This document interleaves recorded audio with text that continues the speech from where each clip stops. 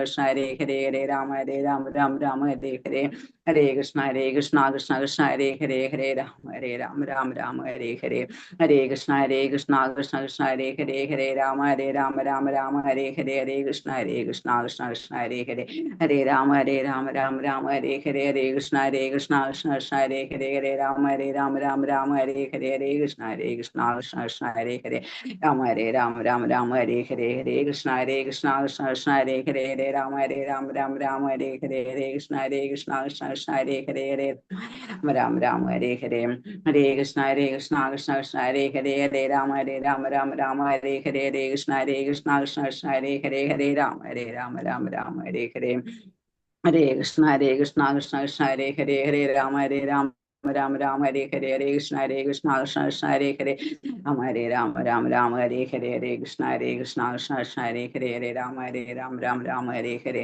ഹരേ കൃഷ്ണ കൃഷ്ണ ഹരേ ഹരേ ഹരേ രാമ ഹരേ ഹരേ ഹരേ കൃഷ്ണ കൃഷ്ണ ഹരേ ഹരേ ഹരേ രാമ ഹരേ ഹരേ ഹരേ കൃഷ്ണ കൃഷ്ണ ഹരേ ഹരേ ഹരേ രാമ ഹരേ ഹരേ ഹരേ കൃഷ്ണ കൃഷ്ണ ഹരേ ഹരേ രാമ ഹരേ ഹരേ ഹരേ കൃഷ്ണ കൃഷ്ണ ഹരേ ഹരേ ഹരേ രാമ ഹരേ ഹരേ ഹരേ കൃഷ്ണ കൃഷ്ണ ഹരേ ഹരേ ഹരേ രാമ ഹരേ ഹരേ കൃഷ്ണ കൃഷ്ണ ഹരേ ഹരേ ഹരേ രാമ ഹരേ ഹരേ ഹരേ കൃഷ്ണ കൃഷ്ണ ഹരേ ഹരേ ഹരേ രാമ ഹരേ ഹരേ ഹരേ കൃഷ്ണ കൃഷ്ണ ഹരേ ഹരേ ഹരേ രാമ ഹരേ ഹരേ ഹരേ കൃഷ്ണ കൃഷ്ണ ഹരേ ഹരേ ഹരേ രാമ ഹരേ ഹരേ കൃഷ്ണ കൃഷ്ണ ഹരേ ഹരേ ഹരേ രാമ ഹരേ ഹരേ ഹരേ കൃഷ്ണ കൃഷ്ണ ഹരേ ഹരേ ഹരേ രാമ ഹരേ ഹരേ ഹരേ കൃഷ്ണ കൃഷ്ണ ഹരേ ഹരേ ഹരേ രാമ ഹരേ ഹരേ ഹരേ കൃഷ്ണ കൃഷ്ണ ഹരേ ഹരേ ഹരേ രാമ ഹരേ ഹരേ ഹരേ കൃഷ്ണ കൃഷ്ണ ഹരേ ഹരേ രാമ ഹരേ ഹരേ ഹരേ കൃഷ്ണ ഹരേ ഹരേ ഹരേ രാമ ഹരേ ഹരേ ഹരേ കൃഷ്ണ കൃഷ്ണ ഹരേ ഹരേ ഹരേ രാമ ഹരേ ഹരേ ഹരേ കൃഷ്ണ കൃഷ്ണ ഹരേ ഹരേ ഹരേ രാമ ഹരേ ഹരേ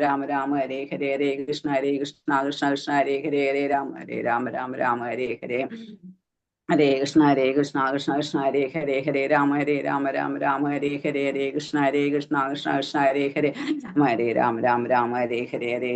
കൃഷ്ണ ഹരേ ഹരേ ഹരേ രാമ ഹരേ ഹരേ ഹരേ കൃഷ്ണ കൃഷ്ണ ഹരേ ഹരേ രാമ ഹരേ ഹരേ ഹരേ കൃഷ്ണ കൃഷ്ണ ഹരേ ഹരേ ഹരേ രാമ ഹരേ ഹരേ ഹരേ കൃഷ്ണ കൃഷ്ണ ഹരേ ഹരേ ഹരേ രാമ ഹരേ ഹരേ ഹരേ കൃഷ്ണ കൃഷ്ണ ഹരേ ഹരേ ഹരേ രാമ ഹരേ ഹരേ ഹരേ കൃഷ്ണ കൃഷ്ണ ഹരേ ഹരേ ഹരേ രാമ ഹരേ ഹരേ ഹരേ കൃഷ്ണ ഹരേ ഹരേ ഹരേ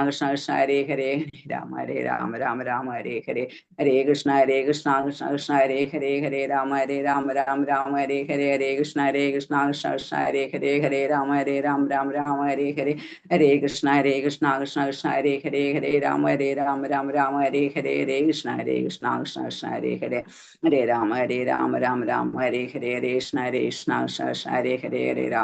ഹരേ ഹരേ രാമ ഹരേ ഹരേ ഹരേ കൃഷ്ണ കൃഷ്ണ ഹരേ ഹരേ ഹരേ രാമ ഹരേ ഹരേ കൃഷ്ണ കൃഷ്ണ ഹരേ ഹരേ ഹരേ രാമ ഹരേ ഹരേ ഹരേ കൃഷ്ണ കൃഷ്ണ ഹരേ ഹരേ ഹരേ രാമ ഹരേ ഹരേ ഹരേ കൃഷ്ണ ഹരേ ഹരേ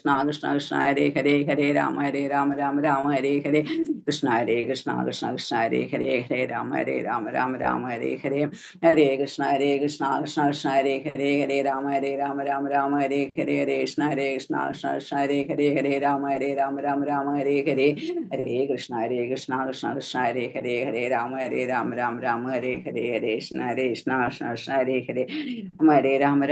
ഹരേ ഹരേ ഹരേ കൃഷ്ണ ഹരേ ഹരേ ഹരേ രാമ ഹരേ ഹരേ ഹരേ കൃഷ്ണ ഹരേ ഹരേ രാമ ഹരേ ഹരേ ഹരേ കൃഷ്ണ ഹരേ ഹരേ ഹരേ രാമ ഹരേ ഹരേ ഹരേ കൃഷ്ണ ഹരേ ഹരേ ഹരേ രാമ ഹരേ ഹരേ ഹരേ കൃഷ്ണ ഹരേ ഹരേ ഹരേ രാമ ഹരേ ഹരേ കൃഷ്ണ ഹരേ ഹരേ ഹരേ രാമ ഹരേ ഹരേ ഹരേ കൃഷ്ണ ഹരേ ഹരേ ഹരേ രാമ ഹരേ ഹരേ ഹരേ കൃഷ്ണ ഹരേ ഹരേ ഹരേ രാമ ഹരേ ഹരേ ഹരേ കൃഷ്ണ ഹരേ ഹരേ ഹരേ രാമ ഹരേ ഹരേ ഹരേ കൃഷ്ണ ഹരേ ഹരേ ഹരേ ഹരേ രാമ കൃഷ്ണ മാതാജി. ഹരേ കൃഷ്ണ. നമുക്ക് തുടങ്ങാം. ഹരേ കൃഷ്ണ.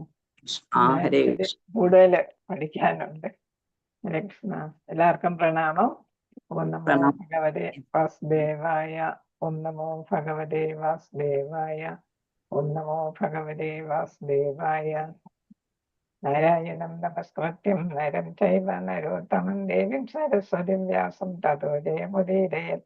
നഷ്ടപ്രായേഷ ഭദ്രേഷു നിത്യം ഭാഗവത സേവയ. ഭഗവതി ഉത്തമ ശ്ലോകേ ഭക്തിർഭവതി നൈഷ്ഠികീ മൂകണ്ഠരോതി വാചാലം പങ്കം ലംഘയതേ ഗിരിം. യത്കൃപാതംഭം വന്ദേ ശ്രീഗുരും ദീനതാരിണം ശ്രീചൈതന്യമീശ്വരം പരമാനന്ദമാധവം. ഓം അജ്ഞാനതിമിരാന്ധസ്യ ജ്ഞാനാഞ്ജനശലാകയ ചക്ഷുരുന്മീലിതം യേന തസ്മൈ ശ്രീഗുരവേ നമഃ. ശ്രീചൈതന്യമനോഭീഷ്ടം സ്ഥാപിതം യേന ഭൂതലെ സ്വയം രൂപകഥാ മഹ്യം ദദാതി സപദാന്തികം. വന്ദേഹം ശ്രീഗുരു ശ്രീധപദകമലം ശ്രീഗുരും വിഷ്ണുവാസം ശ്രീരൂപം സാഗ്രജാതം സകലന ജഗന്നാഥാനിരന്തം സജീവം സാദ്വൈതം സാവധൂതം ഭജനം സഹിതം കൃഷ്ണ ചൈതന്യദേവം ശ്രീരാധാകൃഷ്ണപാദ സകലന ലളിത ശ്രീവിശാഖാനിതാംശ.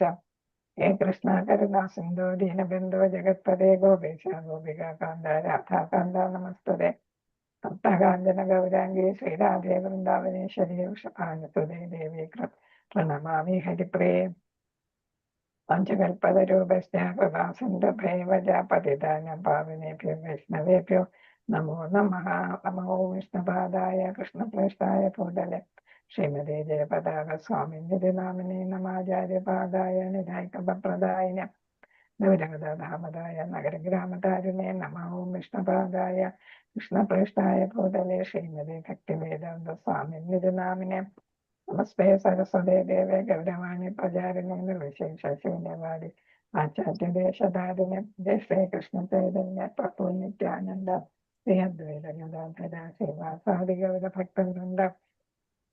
ഹരേ കൃഷ്ണ കൃഷ്ണ കൃഷ്ണ ഹരേ ഹരേ ഹരേ രാമ രാമ രാമ ഹരേ ഹരേ. ഹരേ കൃഷ്ണ. ഹരേ കൃഷ്ണ. ഹരേ കൃഷ്ണ. ഹരേ കൃഷ്ണ. ഹരേ കൃഷ്ണ. ഹരേ കൃഷ്ണ. ശ്രീ ശ്രീ രാധാ ഗോവിന്ദ മന്ദിർ ഹരേ കൃഷ്ണ ഭക്തിശാസ്ത്രീയ ക്ലാസ്സിലേക്ക് എല്ലാവർക്കും സ്വാഗതം. ഹരേ കൃഷ്ണ. നമ്മളിപ്പോ മൂന്നാമത്തെ അധ്യായം നമുക്കിന്ന് മൂന്നാമത്തെ അധ്യായം തീർക്കണം. ഹരേ കൃഷ്ണ. ഇന്നലെ ഇച്ചിരി സ്ലോ ആയിപ്പോയി. ഹരേ കൃഷ്ണ. അപ്പൊ നമുക്ക് തന്നിരിക്കുന്ന സമയത്തിനകം നിർത്തിയേക്കണ്ടേ, നമുക്ക് ഇപ്പൊ ഇച്ചിരി സ്പീഡിൽ നിന്ന് പോകണം. ഹരേ കൃഷ്ണ.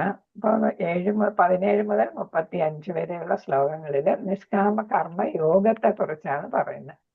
നമ്മൾ പഠിച്ചായിരുന്നു കർമ്മകാണ്ഡത്തിൽ നിന്ന് കർമ്മയോഗയിലേക്ക് വരുന്നു അല്ലെ. അപ്പൊ ഇവിടെ നിഷ്കാമ കർമ്മ യോഗയെ കുറിച്ചാണ് ഇവിടെ പറയുന്നത്. കാണാമല്ലോ എല്ലാവർക്കും അല്ലേ. ഹരേ കൃഷ്ണ. ഹരേ കൃഷ്ണ. അപ്പൊ ഒരു നിഷ്കാമ കർമ്മയോഗി തന്റെ നിർദ്ദിഷ്ട ചുമതലകൾ ഭൗതിക പ്രതിഫലം നൽകുന്നതാണ്. കർമ്മയോഗി തന്റെ നിർദ്ദിഷ്ട ചുമതലകൾ ഭൗതിക പ്രതിഫലം നൽകുന്നതാണ്. പക്ഷെ എനിക്ക് ജീവിതത്തിൽ ഭൗതിക ആഗ്രഹമൊന്നുമില്ല, സ്വർഗലോകവും ആഗ്രഹിക്കുന്നില്ല, ഞാൻ ഈ ശരീരമല്ലെന്ന് എനിക്കറിയാം. ഞാൻ എന്തിന് എന്റെ നിർദ്ദിഷ്ട ചുമതലകൾ നിർവഹിക്കണം. ഭൗതിക മോഹങ്ങളിൽ നിന്ന് മോചിതനായ ഒരാൾ തന്റെ കടമകൾ നിറവേറ്റേണ്ടതിന്റെ കാരണം ഇനി പറയുന്ന വാക്യങ്ങളിൽ പറയുന്നു, 17 മുതൽ 32 വരെ. അപ്പൊ ആരാണ് നിഷ്കാമ കർമ്മയോഗി വിചാരിക്കും എനിക്ക് എന്താണ്, ഞാൻ ഫലം ഇച്ഛിക്കുന്നില്ല. അങ്ങനെ ഫലം ഇച്ഛിക്കുന്നില്ലെങ്കിൽ പിന്നെ ഞാൻ എന്തിന് കർമ്മം ചെയ്യണം? കർമ്മം ചെയ്യേണ്ട ആവശ്യമില്ലല്ലോ എനിക്ക്. പിന്നെ ഏതാണ്, ഞാൻ സ്വർഗം ആഗ്രഹിക്കുന്നില്ല, ഏതാണ് ഫലം ആഗ്രഹിക്കുന്നില്ല അല്ലെ. അപ്പൊ അങ്ങനെ സ്വർഗവും വേണ്ട. അപ്പൊ സ്വർഗവും വേണ്ട, പിന്നെ ഏതാണ്, ഒന്നും വേണ്ട എനിക്ക്. അപ്പൊ പിന്നെ ഞാൻ എന്തിന് കർമ്മങ്ങൾ അനുഷ്ഠിക്കണം എന്നാണ് പറയുന്നത്. അപ്പൊ ഇവിടെ ഭൗതിക മോഹങ്ങളൊന്നും ഇല്ലെങ്കിലും അദ്ദേഹം കർമ്മം ചെയ്യണം എന്നാണ് ഇവിടെ പറയുന്നത്. അപ്പൊ ഭഗവാൻ അർജുനനോട് പറയുന്നതും അത് തന്നെയാണ് അല്ലെ. അത് നമ്മളോട് പറയുന്നതാണ്, ഇൻഡയറക്റ്റ് ആയിട്ട് നമുക്ക് വേണ്ടി പറയുന്നതാണ്. നീ എന്താണെങ്കിലും നിനക്ക് എന്റെ ആവശ്യമില്ല, ഫലം നീ ഇച്ഛിക്കുന്നില്ല എങ്കിലും നീ എന്ത് ചെയ്യണം, കർമ്മം ചെയ്യണം എന്നാണ് ഭഗവാൻ പറയുന്നത്. അപ്പൊ 17, 18 ശ്ലോകം. അപ്പൊ ഈ 35 വരെയുള്ള ശ്ലോകങ്ങള് ഇതാണ് ഉദ്ദേശിക്കുന്നത്. അപ്പൊ കർമ്മം ഫലം ഇച്ഛിക്കുന്നില്ലെങ്കിൽ കർമ്മം ഉപേക്ഷിക്കാൻ പാടില്ല എന്നാണ് ഇവിടെ പറയുന്നത്. അപ്പൊ ആരെങ്കിലും അങ്ങനെ വിചാരിക്കുന്നുണ്ടെങ്കിൽ അത് തെറ്റാണ്. 17 യസ്മാത്മാരതിരേവ സ്യാദ് ആത്മതൃപ്തശ്ച മാനവഃ ആത്മന്യേവ ച സന്തുഷ്ടഃ തസ്യ കാര്യം ന വിദ്യതേ നൈവ തസ്യ കൃതേനാർത്ഥോ ന കൃതേനേക കശ്ചന ന ചാസ്യ സർവഭൂതേഷു കശ്ചിദർത്ഥവ്യപാശ്രയഃ. അപ്പൊ ഇവിടെ 17ഉം 18ഉം ശ്ലോകങ്ങളിൽ പറയുന്നത് 2 ശ്ലോകം കൂടെ ഒരുമിച്ച് പറയാം നമുക്ക്. 2 ശ്ലോകങ്ങളിലും പറയുന്ന ഒരു ആരാണ് നിഷ്കാമ കർമ്മി. എന്താണ്? എല്ലാ ഭൗതിക ആഗ്രഹങ്ങളിൽ നിന്ന് മ്യൂട്ട് ചെയ്തോളാം മാതാജി. എല്ലാ ഭൗതിക ആഗ്രഹങ്ങളിൽ നിന്ന് ഹരേ കൃഷ്ണ മ്യൂട്ട് ചെയ്തോളാം മാതാജി. അപ്പൊ എല്ലാ ഭൗതിക ആഗ്രഹങ്ങളിൽ നിന്നും ഒഴിഞ്ഞ ആളാണ് അല്ലെ. അപ്പൊ അദ്ദേഹം എന്താണ്? ആത്മസാക്ഷാത്കാരത്തിന് വേണ്ടി ജീവിതം ഒഴിഞ്ഞു വെക്കുന്നത് കൊണ്ട് അദ്ദേഹത്തിന്റെ ആത്മാവിൽ തന്നെ ആനന്ദം കണ്ടെത്താനായിട്ട് സാധിക്കും. അതാണ് ആത്മാരാമൻ എന്ന് പറയുന്നത്. അപ്പൊ അദ്ദേഹത്തിന് കർത്തവ്യങ്ങളൊന്നും ചെയ്യേണ്ടതില്ല എന്നാണ് അതിൽ പറയുന്നത്. അടുത്തതിൽ പറയുന്നു, ആത്മസാക്ഷാത്കാരം ലഭിച്ചവൻ തനിക്ക് വിധിക്കപ്പെട്ട കർത്തവ്യം നിറവേറ്റുന്നത് കൊണ്ട് നേടാനായിട്ടൊന്നുമില്ല. അത് ചെയ്യാതിരിക്കാൻ ഒരു കാരണവുമില്ല. അവന് മറ്റൊരു ജീവിയെയും ആശ്രയിക്കേണ്ടതുമില്ല. അപ്പൊ എന്തുകൊണ്ട് ചെയ്യണ്ടെന്ന് അയാൾ വിചാരിക്കുന്നു? അയാൾക്ക് ആരെയും ആശ്രയിക്കേണ്ട. കാരണം എന്താണ്? അദ്ദേഹത്തിന് ആഗ്രഹമൊന്നുമില്ല അല്ലെ. അപ്പൊ ആഗ്രഹം ഉണ്ടെങ്കിൽ നമുക്ക് ആരെങ്കിലും ഡിപ്പെൻഡ് ചെയ്യേണ്ടി വരും. അപ്പൊ ആഗ്രഹമൊന്നും ഇല്ലാത്തത് കൊണ്ട് ആരെയും ആശ്രയിക്കേണ്ട. അതുകൊണ്ട് എനിക്ക് കർത്തവ്യങ്ങളൊന്നും ഇല്ല എന്നാണ് 17, 18 ആര് വിചാരിക്കുന്ന? ആത്മാരാമനായ അല്ലെങ്കിൽ ഏതില് നിഷ്കാമ കർമ്മത്തില് വിശ്വസിക്കുന്നയാള് വിചാരിക്കുന്നത്. അതുകൊണ്ട് കർമ്മങ്ങളൊന്നും ചെയ്യണ്ട, ഫലം ഇച്ഛിക്കാത്തത് കൊണ്ട് കർമ്മം ചെയ്യണ്ട എന്നാണ് പറയുന്നത്. അപ്പൊ അങ്ങനെയുള്ള ആള് ആത്മസാക്ഷാത്കാരം നേടിയ ആളിന് ആഗ്രഹങ്ങളില്ല, ശുദ്ധീകരണ പ്രക്രിയയൊന്നും വേണ്ടി വരുന്നില്ല. കാരണം എന്താണ്? ആ ഭക്തൻ കൃഷ്ണാവബോധത്തിലായതുകൊണ്ട് സ്വയം തന്നെ ഹൃദയ മാലിന്യങ്ങളെല്ലാം മാറി പവിത്രീകരിക്കപ്പെട്ട് കഴിഞ്ഞു. അപ്പൊ അതുകൊണ്ട് എന്താണ്? അദ്ദേഹം മുക്താത്മാവാണ്. ആത്മാരാമൻ, മുക്താത്മാവ് എന്ന് പറയുന്നത് ആത്മാരാമനെയാണ്. അതേസമയം എന്താണ്? അദ്ദേഹം 2 തരത്തിലെ കാര്യങ്ങൾ ഇവിടെ പറയുന്നു. വേദിക റിച്വൽസ് പറയുന്നത് ഫലേഷ്ട കർമ്മമാണ് പറയുന്നത്, ഫലം ഇച്ഛിച്ചുകൊണ്ടുള്ള കർമ്മം. അതായത് അതേസമയം കൃഷ്ണാവബോധം പറയുന്ന നീ എന്താണ്? നീ ആത്മാരാമനാണ്, മുക്താത്മാവാണ്. അതുകൊണ്ട് നിന്റെ കർമ്മങ്ങൾ നീ ചെയ്യണം, പക്ഷെ ഫലം ഇച്ഛിക്കണ്ട എന്നാണ് ഇവിടെ പറയുന്നത്. എന്തായാലും ഭഗവാന് വിശ്വസിക്കുന്ന കൃഷ്ണാവബോധമുള്ളവർക്ക് ആത്മീയ ഉന്നതി ഉറപ്പാണ്. അതുകൊണ്ട് അവരെന്താണ്? മുക്തി പോലും ആഗ്രഹിക്കുന്നില്ല. സ്വർഗം വേണ്ട എന്നൊക്കെ പറഞ്ഞില്ലേ, അവർ മുക്തി പോലും ആഗ്രഹിക്കുന്നില്ല. അവർ വിചാരിക്കുന്നു, ഞാൻ എവിടെ ആയാലും എനിക്ക് ഭഗവത് സേവനം മാത്രം മതി, അത് നരകത്തിലായാലും പോട്ടെ എന്നാണ് പറയുന്നത്. അപ്പൊ ഇവിടെ എടുത്തു പറയാൻ കാരണം അർജുനനും എന്ത് പറയുന്നു? ഞാൻ യുദ്ധം ചെയ്യുന്നില്ല, ഞാൻ അഹിംസാവാദിയാണ്, അതുകൊണ്ട് എനിക്ക് ഹിംസ പറ്റില്ല, വധിക്കുന്നില്ല, ആരെയും വധിക്കുന്നില്ല, എനിക്ക് രാജ്യം വേണ്ട, സുഖം വേണ്ട, സ്വർഗം വേണ്ട, ഞാൻ സന്യസിച്ചോളാന്നല്ലേ പറഞ്ഞിരിക്കുന്നത്. അപ്പൊ അർജുനനെ മനസ്സിലാക്കി കൊടുക്കുകയാണ് ഭഗവാൻ, നീ സന്യസിക്കാനൊക്കെ നീ യോഗ്യനാണ്, നീ ആത്മാരാമനാണ്, നീ മുക്താത്മാവാണ്, നിനക്ക് എല്ലാ ജ്ഞാനവും ഉണ്ട്, നിനക്ക് ഒന്നും നിനക്ക് ആവശ്യമില്ല. പക്ഷെ നിനക്ക് എന്ത് ചെയ്യാൻ പറ്റത്തില്ല? കർമ്മം ഉപേക്ഷിക്കാൻ നിനക്ക് പറ്റത്തില്ല എന്നാണ് ഇവിടെ അർജുനനോട് ഉപദേശിക്കുന്നത്. അപ്പൊ അഹിംസാവാദി ആയതുകൊണ്ട് മതം പറ്റില്ല എന്ന് പറഞ്ഞു ഒഴിയാൻ പറ്റില്ല. കാരണം എന്താണ്? നീ ഒരു യുദ്ധവീരനാണ് അല്ലെ. പല പല സർട്ടിഫിക്കറ്റുകൾ, സൈനിക സർട്ടിഫിക്കറ്റുകളൊക്കെ കിട്ടിയതാണ്. ദ്രോണർ കൊടുത്തിട്ടുണ്ട്, ഇന്ദ്രൻ കൊടുത്തിട്ടുണ്ട്, ശിവൻ കൊടുത്തിട്ടുണ്ട് അല്ലെ. അവരെല്ലാം ദിവ്യ ആയുധങ്ങളും എല്ലാം കൊടുത്തിട്ടുണ്ട്, രഥം എല്ലാം കൊടുത്തിട്ടുണ്ട് അല്ലെ. എന്നിട്ടും നീ യുദ്ധം ചെയ്യാതെ പോവുകയാണെങ്കിൽ ആളുകൾ എന്ത് വിചാരിക്കും? നീ നീ നിന്റെ ധർമ്മം ചെയ്തില്ല എന്നായിരിക്കും വിചാരിക്കുക. നേരത്തെ പറഞ്ഞു പേടിച്ചോടുകയാണെന്ന്, ഇപ്പൊ എന്താണ് പറയുന്നത്? നീ നിന്റെ ധർമ്മം ചെയ്തില്ല എന്നായിരിക്കും ആളുകൾ പറയുക. അപ്പൊ മറ്റുള്ളവർക്ക് മാതൃകയായിട്ട് നീ എന്ത് ചെയ്യണം? നീ കർമ്മം ചെയ്യണം. ഇവിടെ ഏതാ കർമ്മം? യുദ്ധം ചെയ്യുകയാണ് ഇവിടത്തെ കർമ്മം അല്ലെ.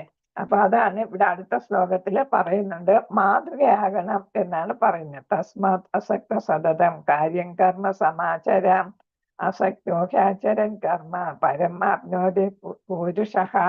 അപ്പൊ ഇവിടെ പറയുന്നു റിച്വൽസ് വേദങ്ങളിൽ പറയുന്ന അതുപോലെ നീ ചെയ്യാതിരിക്കരുത്. നീ എന്താണെങ്കിലും എന്ത് വേണം? അതേപോലുള്ള കർമ്മങ്ങളല്ല നീ ചെയ്യേണ്ടത്. ഫലം ഇച്ഛിക്കാതെ മറ്റുള്ളവർക്ക് മാതൃകയായി നീ ഒരു ക്ഷത്രിയൻ എന്ന നിലയ്ക്ക്, ഒരു ഗൃഹസ്ഥാശ്രമി എന്ന നിലയ്ക്ക് നീ ചെയ്യേണ്ട കർത്തവ്യങ്ങളൊക്കെ ചെയ്ത് മറ്റുള്ളവർക്ക് മാതൃക കാണിക്കുക. ഇന്നലെ നമ്മൾ ഒരു യുവ സന്യാസിയെ കണ്ട്. അപ്പൊ എന്താണ്, അദ്ദേഹത്തിന്റെ കർമ്മങ്ങൾ ചെയ്യാതെ ആയിരിക്കും യുവ സന്യാസിയായിട്ട് മാറിയത് അല്ലേ? അപ്പം ഗൃഹസ്ഥനായിരുന്നിരിക്കാം. അപ്പം ഭാര്യയും കുട്ടികളെയൊക്കെ ഉപേക്ഷിച്ച് പോയാല് ഒരു ഗൃഹസ്ഥൻ ചെയ്യേണ്ട ഉത്തരവാദിത്തങ്ങളൊന്നും ചെയ്തിട്ടില്ല. അല്ലെ, ആശ്രമ വ്യവസ്ഥ അനുസരിച്ച് എന്ത് ചെയ്യണം? ഭഗവാനെ സൃഷ്ടിക്കപ്പെട്ടതായത് കൊണ്ട് തന്നെ അതില് നിയമങ്ങൾ പാലിക്കണം, അതനുസരിച്ചുള്ള ധർമ്മം ചെയ്യണം. അപ്പൊ അർജുനൻ ഇവിടെ എന്താണ്, സന്യസിക്കേണ്ട സമയമായിട്ടില്ല, നീ മറ്റുള്ളവർക്ക് മാതൃക കാണിച്ചു കൊടുക്കൂ. ഒരു യുദ്ധവീരൻ എങ്ങനെയാണ് യുദ്ധം ചെയ്യേണ്ടത് എന്ന്. അതേപോലെ തന്നെ മറ്റുള്ളവരും ധാരാളം മാതൃകകള് നമുക്ക് ഏതെല്ലാം ശാസ്ത്ര ഗ്രന്ഥങ്ങളിൽ നിന്ന് കിട്ടാം. നമുക്കറിയാം, സീതാദേവിയുടെ പിതാവ് ജനകൻ, അദ്ദേഹം ഉത്തമ ഭക്തനായിരുന്നു അല്ലെ, ആത്മസാക്ഷാത്കാരം ലഭിച്ച ആളായിരുന്നു. പക്ഷെ അദ്ദേഹം എന്ത് ചെയ്തില്ല? സന്യാസം സ്വീകരിച്ചില്ല, രാജ്യം ഉപേക്ഷിച്ചില്ല. അദ്ദേഹം യഥാർത്ഥ ഒരു ഭരണാധികാരിയായും ഒരു രാജാവിന്റെ വേഷഭൂഷാദികളോട് അദ്ദേഹം ചെയ്യേണ്ട ധർമ്മങ്ങളും കടമകളെല്ലാം അദ്ദേഹം നിറവേറ്റിയിരുന്നു. പ്രജകളെല്ലാം നന്നായിട്ട് പാലിച്ചിരുന്നു അല്ലെ. അപ്പം പ്രജകളുടെ ക്ഷേമം മനസ്സിലാക്കി ഭരണം നടത്തിയിരുന്നു, എല്ലാ പ്രശ്നങ്ങളും പരിഹരിച്ചിരുന്നു. അതെന്തിനു വേണ്ടിയിട്ടാണ്? അദ്ദേഹത്തിന് അത് ചെയ്യേണ്ട കാര്യമില്ല, അദ്ദേഹം എല്ലാം തികഞ്ഞ ആളായിരുന്നു. എന്നിട്ടും അദ്ദേഹം എന്ത് ചെയ്തു? തന്റെ കടമ നിറവേറ്റുകയായിരുന്നു ചെയ്തത്. എന്തിനു വേണ്ടിയാ? മറ്റുള്ളവർക്ക് മാതൃകയാകുന്നതിന് വേണ്ടി. എന്തിനേറെ പറയുന്ന, നമ്മുടെ ഭഗവാൻ കൃഷ്ണൻ തന്നെ ജനങ്ങൾക്ക് മാതൃക, ഭക്തർക്കും ജനങ്ങൾക്കും മാതൃകയാകാൻ വേണ്ടിയിട്ടാണ് കർമ്മങ്ങൾ ചെയ്തത് അല്ലെ. അദ്ദേഹത്തിന് കർമ്മങ്ങൾ ചെയ്യേണ്ട വല്ല ആവശ്യമുണ്ടോ? ഇല്ല അല്ലെ. എന്നിട്ട് അദ്ദേഹം എന്ത് ചെയ്തു? ബാല്യകാലത്ത് ഗോകുലത്തിലായിരുന്നപ്പം എന്ത് ചെയ്തു? അവിടെ വൈശ്യരാണ് അല്ലെ, നന്ദഗോപനൊക്കെ വൈശ്യരാണ്. 9 ലക്ഷം പശുക്കളാണ് ഉണ്ടായിരുന്നത്. അപ്പൊ അതിന്റെ കിടാങ്ങളെ കുഞ്ഞായിരുന്നപ്പോ തന്നെ, ബാലനായിരുന്നപ്പോ കിടാങ്ങളെല്ലാം ഗോപകുമാരന്മാരോടൊപ്പം പരിപാലിക്കാനായിട്ട്, അവരെ തീറ്റിക്കാനൊക്കെ ആയിട്ട് വനത്തിലൊക്കെ പോകുമായിരുന്നു. വലുതായപ്പം വലിയ പശുക്കളെ മേയ്ക്കുമായിരുന്നു. അപ്പൊ ഒരു ഗോപാലകനായിട്ടാണ് അദ്ദേഹം അവിടെ വളർന്നത് അല്ലെ. ഇതൊന്നും അദ്ദേഹത്തിന് ആവശ്യമില്ല. മധുരയിൽ പോയപ്പോഴോ അവിടെയും എന്ത് ചെയ്തു? അവിടെയും ചെയ്യേണ്ട കർമ്മങ്ങളെല്ലാം ചെയ്യുകയാണ് ഉണ്ടായത് അല്ലെ. കംസനെ വധിക്കുകയും അതേപോലെ അവിടുത്തെ ഉഗ്രസേനനെ രാജാവാക്കുകയും അദ്ദേഹത്തെ സഹായിക്കുകയും ഒക്കെ ചെയ്തു. ദ്വാരകയിൽ വന്നപ്പോഴും അത് തന്നെയാണ്. എല്ലാ അവിടെ പറഞ്ഞ ധർമ്മ അസംബ്ലി എന്നാണ് ദ്വാരകയിലെ അസംബ്ലിയെ പറയുന്നത്. രാജസദസ്സിനെ പറഞ്ഞിരുന്ന പേര്. അപ്പൊ അവിടെ എന്ത് ചെയ്തു? എല്ലാവരുടെയും പ്രശ്നങ്ങൾ കേട്ടു, എല്ലാവർക്കും പരാതി ഉണ്ടെങ്കിൽ പരിഹരിച്ചു. നല്ലൊരു ഭരണാധികാരിയായിട്ട് അദ്ദേഹം അവിടെ നിലകൊണ്ടു. ഉഗ്രസേനന്റെ കീഴിലാണ് അദ്ദേഹം ദ്വാരക ഭരിച്ചത്, അല്ലാതെ അവിടുത്തെ യഥാർത്ഥ ഭരണാധികാരിയായിട്ട് അധികാരം ഏറ്റെടുത്തിട്ടില്ലായിരുന്നു. എന്നാലും അവിടുത്തെ കാര്യങ്ങളല്ല. അതേപോലെ തന്നെ നമുക്കറിയാം 16,108 ഭാര്യമാരെ ഒരേപോലെ സംരക്ഷിച്ചു അല്ലെ. എല്ലാവർക്കും കൊട്ടാരവും ദാസിമാരും ഒക്കെ ആയിട്ട് നല്ലൊരു ഗൃഹസ്ഥനാണെന്നും അവിടെ പ്രൂവ് ചെയ്തു. അപ്പൊ നല്ല ഭരണാധികാരി, നല്ലൊരു ഗൃഹസ്ഥൻ, അതേപോലെ തന്നെ നേരത്തെ നല്ലൊരു ഗോപാലകൻ, നല്ലൊരു മകൻ അല്ലെ. അങ്ങനെയൊക്കെ ആയിട്ട് അദ്ദേഹം വിവിധ റോളുകളിൽ അദ്ദേഹം ശരിയായിട്ട് വിനിയോഗിച്ചു. അതൊക്കെ എന്തിനു വേണ്ടിയിട്ടാണ്? മറ്റുള്ളവർക്ക് മാതൃകയാകുന്നതിന് വേണ്ടിയിട്ടാണ് ഇത് അദ്ദേഹം ചെയ്തത്. അപ്പൊ കുഞ്ഞുങ്ങളുണ്ടായി, അവര് വിവാഹം കഴിക്കുകയും നാരദമുനി ദ്വാരക സന്ദർശിച്ചപ്പോ കണ്ട കാര്യങ്ങളെല്ലാം കൃഷ്ണ ബുക്കിലുണ്ട്, അല്ലെങ്കിൽ ഏതിലുണ്ട്? ഭാഗവതം 10ാമത്തെ സ്കന്ധത്തിലുണ്ട്.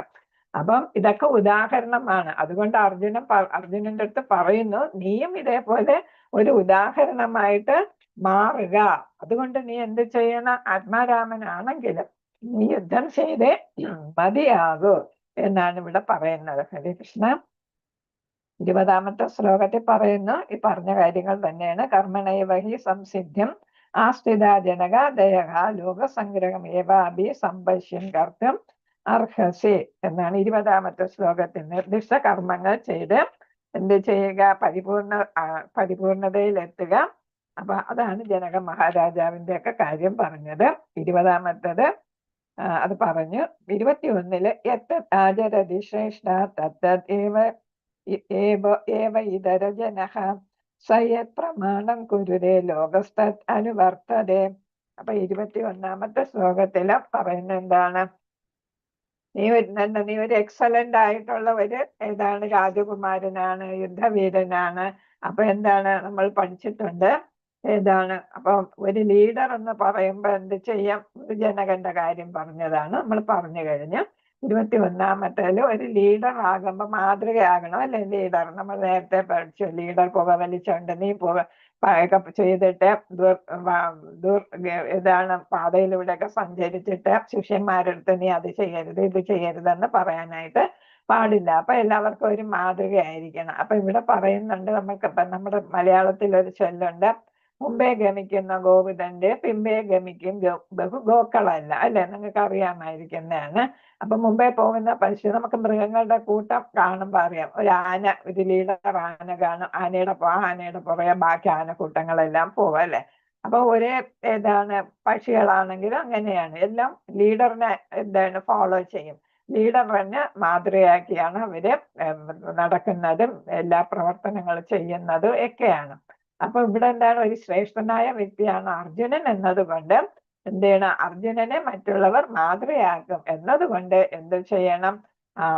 അദ്ദേഹം സ്വീകരിക്കുന്ന മാനദണ്ഡങ്ങൾ ലോകമൊട്ടാകെ ആദരിക്കുന്നു. അപ്പൊ നീ ഇപ്പൊ യുദ്ധം ചെയ്തില്ല എങ്കിൽ, ഏറ്റവും പ്രധാനപ്പെട്ട യുദ്ധമാണ് അല്ലെ? എല്ലാ യുദ്ധങ്ങളിലും വിജയശ്രീലാളിതനായ ആള് ഇപ്പം ജീവൻ മരണ പോരാട്ടം വന്നപ്പോ ഞാന് യുദ്ധം ചെയ്യുന്നില്ല എന്ന് പറയുമ്പോ ഇത്രയും മിടുക്കനായിട്ടുള്ള ആള് ഇപ്പൊ മറ്റുള്ളവര് അത് മാതൃകയാക്കാം.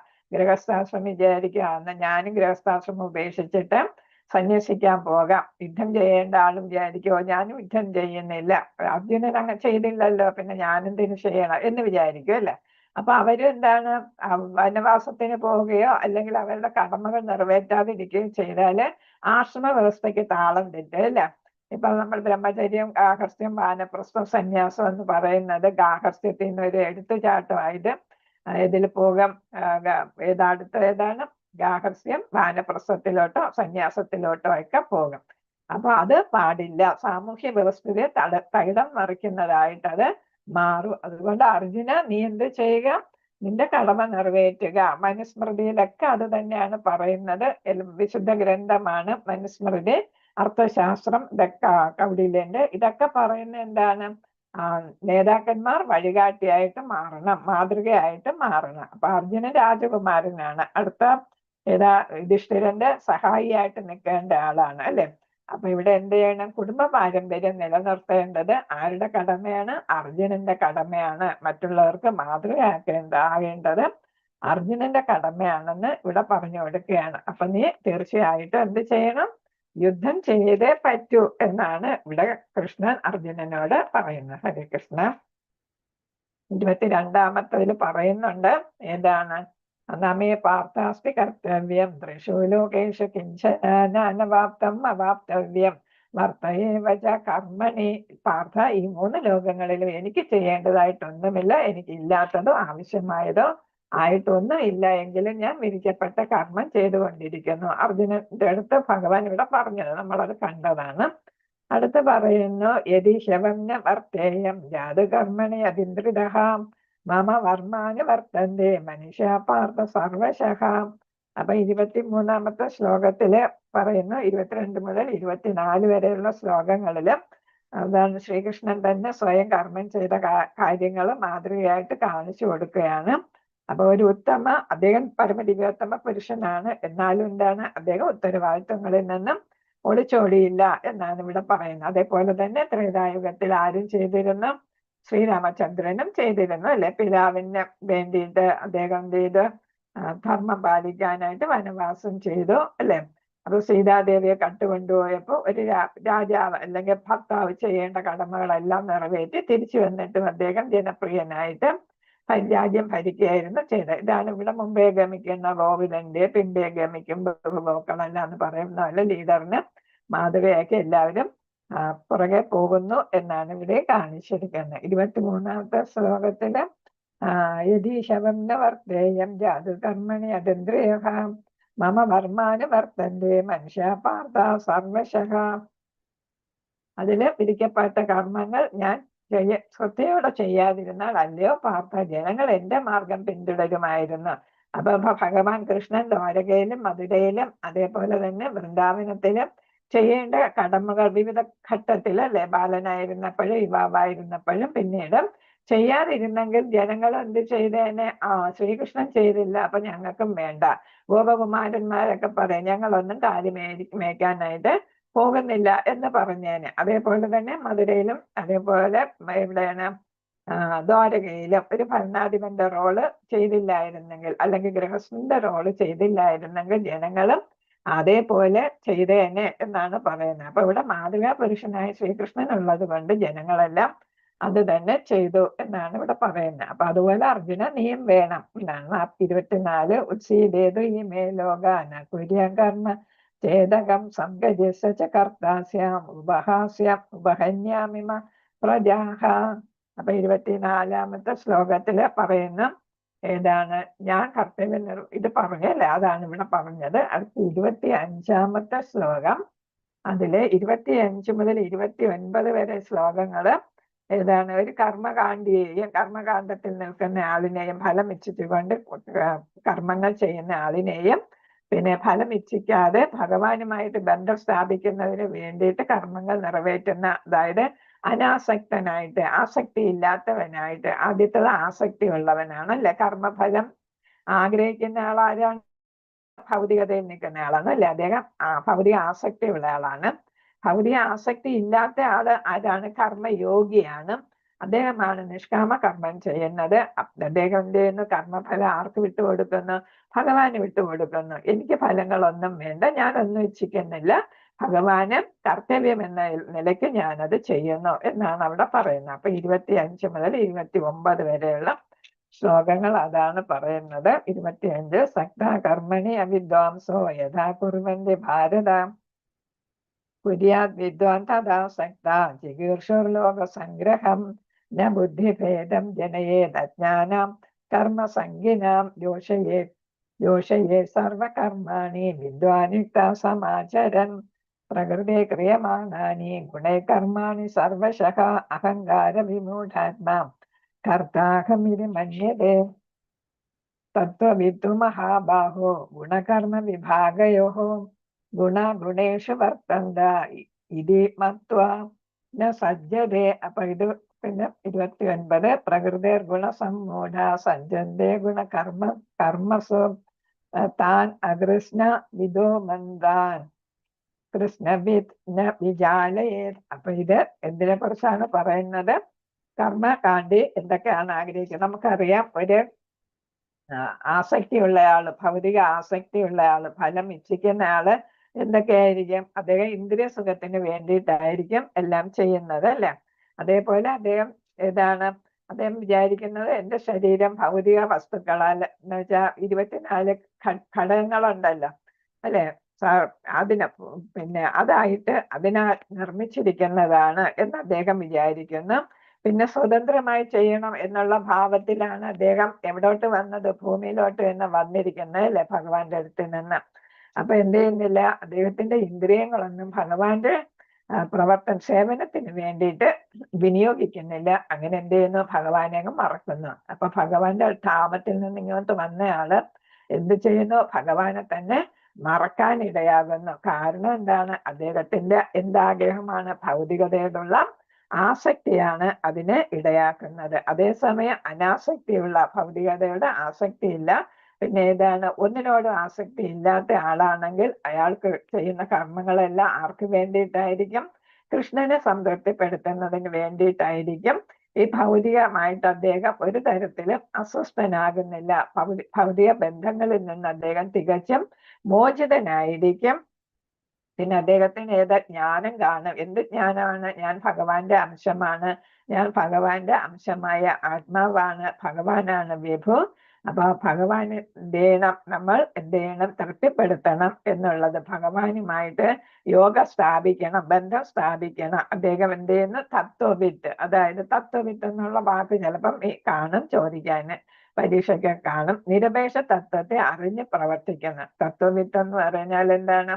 തത്വം എന്താണ്? ഭഗവാനെ കുറിച്ചുള്ള അറിവാണ് തത്വം എന്ന് പറയുന്നത് അല്ലെ. താൻ ആത്മാവാണ്, ഭഗവാന്റെ അംശമാണ്, അണുവാണ്, ഭഗവാൻ വിഭുവാണ് എന്നൊക്കെ അറിയുന്ന അതാണ് നിരപേക്ഷ തത്വം. അബ്സല്യൂട്ട് ട്രൂത്ത് എന്നുള്ളതാണ് നിരപേക്ഷ തത്വം എന്ന് പറയുന്നത്. അത് അറിഞ്ഞ് പ്രവർത്തിക്കും അദ്ദേഹം. അപ്പൊ അദ്ദേഹം എന്താണ്, പ്രവർത്തനങ്ങളെല്ലാം കൃഷ്ണാവബോധത്തിലായിരിക്കും എന്നാണ്. അപ്പൊ എല്ലാ പ്രതികരണങ്ങളും എന്താണ്, ഭഗവത് കാരുണ്യമായിട്ട് കണക്കാക്കാം. നല്ലത് വന്നാലും ചീത്ത വന്നാലും എന്താണ്, അദ്ദേഹം എന്തായിട്ട് കണക്കാക്കാം, ഇതെല്ലാം ഭഗവാന്റെ കാരുണ്യം, ഭഗവാനെ കൂടുതൽ അടുക്കാൻ വേണ്ടിയിട്ടായിരിക്കും വിഷമങ്ങൾ തരുന്നത് എന്ന് വിചാരിക്കും. നമ്മൾ അങ്ങനെയൊക്കെ ചിന്തിക്കണമെന്നാണ്. അപ്പൊ നമുക്ക് വിഷമമൊക്കെ കുറയും.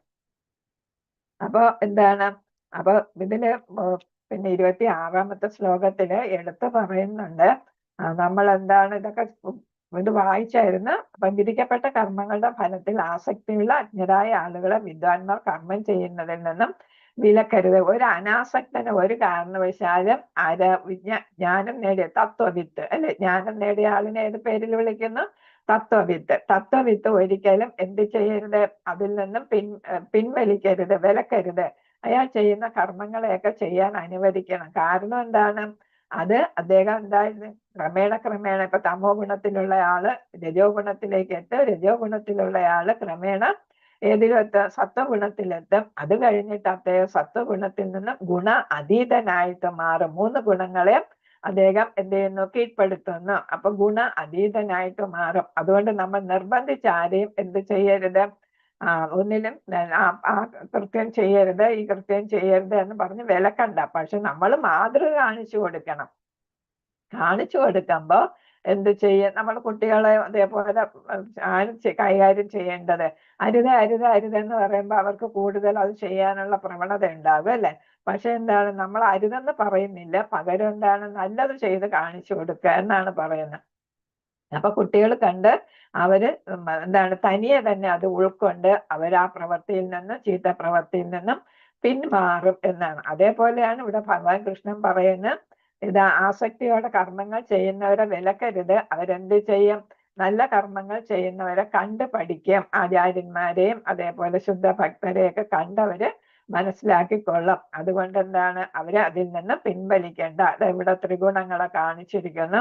3 ഗുണങ്ങളും നമ്മൾ എന്ത് ചെയ്യുന്നു, ഓരോരുത്തരുടെ ഗുണത്തിലേക്ക് അല്ലെ, സത്വഗുണ തമോ ഗുണത്തിലേക്ക് വലിക്കും, പിന്നെ രജോ ഗുണത്തിലേക്ക് വലിക്കും, സത്വ ഗുണത്തിലേക്ക് വലിക്കും. ഇത് ആദ്യത്തേത് തമോ ഗുണം, രണ്ടാമത്തേത് രജോ ഗുണം, മൂന്നാമത്തേത് സത്വ ഗുണം. അങ്ങനെയാണ് ഇവിടെ കൊടുത്തിരിക്കുന്നത്. അപ്പൊ ഒരാൾ എന്ത് ചെയ്യും, തമോ ഗുണത്തിൽ നിന്ന് സ്വയം തന്നെ ക്രമേണ പുരോഗമിച്ച് രജോ ഗുണത്തില്, അവിടെ നിന്ന് പുരോഗമിച്ച് സത്വഗുണത്തില്, പിന്നീട് ഈ 3 ഗുണങ്ങളെ അതിക്രമിച്ച് എന്ത് ചെയ്യും, ഇതാണ് ഗുണ അതീതനായിട്ട് മാറും എന്നാണ് പറയുന്നത്. മിഥ്യാഹങ്കാരത്തിന്റെ പ്രഭാവത്തിൽ മോഹിതനായ ജീവാത്മാവ് ഞാനാണ് കർമ്മങ്ങൾ ചെയ്യുന്നതെന്ന് ചിന്തിക്കുന്നു. വാസ്തവത്തിൽ പ്രകൃതിയുടെ ഈ 3 ഗുണങ്ങളാണ് നമ്മളെ കൊണ്ട് കർമ്മങ്ങൾ ചെയ്യിപ്പിക്കുന്നത് എന്നാണ്. അപ്പൊ നമ്മൾ അഹങ്കരിക്കും, ഇതാണ് ഞാനത് ചെയ്തു, ഞാൻ ഇത് ചെയ്തു എന്നൊക്കെ നമ്മൾ അഹങ്കരിക്കേണ്ട. നമ്മൾ ഏത് ഗുണത്തിലാണ് നിൽക്കുന്നത് ആ ഗുണത്തിനനുസരിച്ച് നമ്മൾ പ്രവർത്തിക്കുന്നു. അപ്പൊ നമ്മൾ മനസ്സിലാക്കുക, നമ്മൾ ഓരോരുത്തർ ഏത് ഗുണത്തിലാണെന്ന് ഗുണങ്ങളുടെ ഓരോ തമോ ഗുണത്തിന്റെ, രജോ ഗുണത്തിന്റെ, സത്വഗുണത്തിന്റെ ഒക്കെ സ്വഭാവ സവിശേഷതകൾ മനസ്സിലാക്കുമ്പോൾ അവനവന് തന്നെ വിലയിരുത്താം നമ്മൾ ഏത് ഗുണത്തിലാണ് നിൽക്കുന്നതെന്ന് അല്ലെ. ആ ഗുണത്തിൽ നിന്ന് നമ്മൾ ക്രമേണ മുന്നോട്ട് പോകാനായിട്ട് ശ്രമിക്കുക. അങ്ങനെ ഗുണാതീത അവസ്ഥയിലേക്ക് എത്തുക എന്നാണ് പറയുന്നത്. ഇവിടെ കണ്ട് നമ്മൾ തത്വവിത്ത് മഹാബാഹോ എന്നുള്ള കാര്യം പറഞ്ഞു. ഇതെന്താ പറയുന്നത്, പരമസത്യം ഗ്രഹിച്ച ഒരാൾ ഭക്തിപരമായ പ്രവൃത്തിയും ഫലകാംക്ഷയുടെയുള്ള കർമ്മവും തമ്മിലുള്ള വ്യത്യാസം നന്നായിട്ട് അറിയുന്നു. അതുകൊണ്ട് അയാളുടെ മനസ്സ് ഇന്ദ്രിയങ്ങളിലോ അവയ്ക്ക് വേണ്ടുന്ന ഭോഗങ്ങളിലോ വ്യാപരിക്കുന്നില്ല.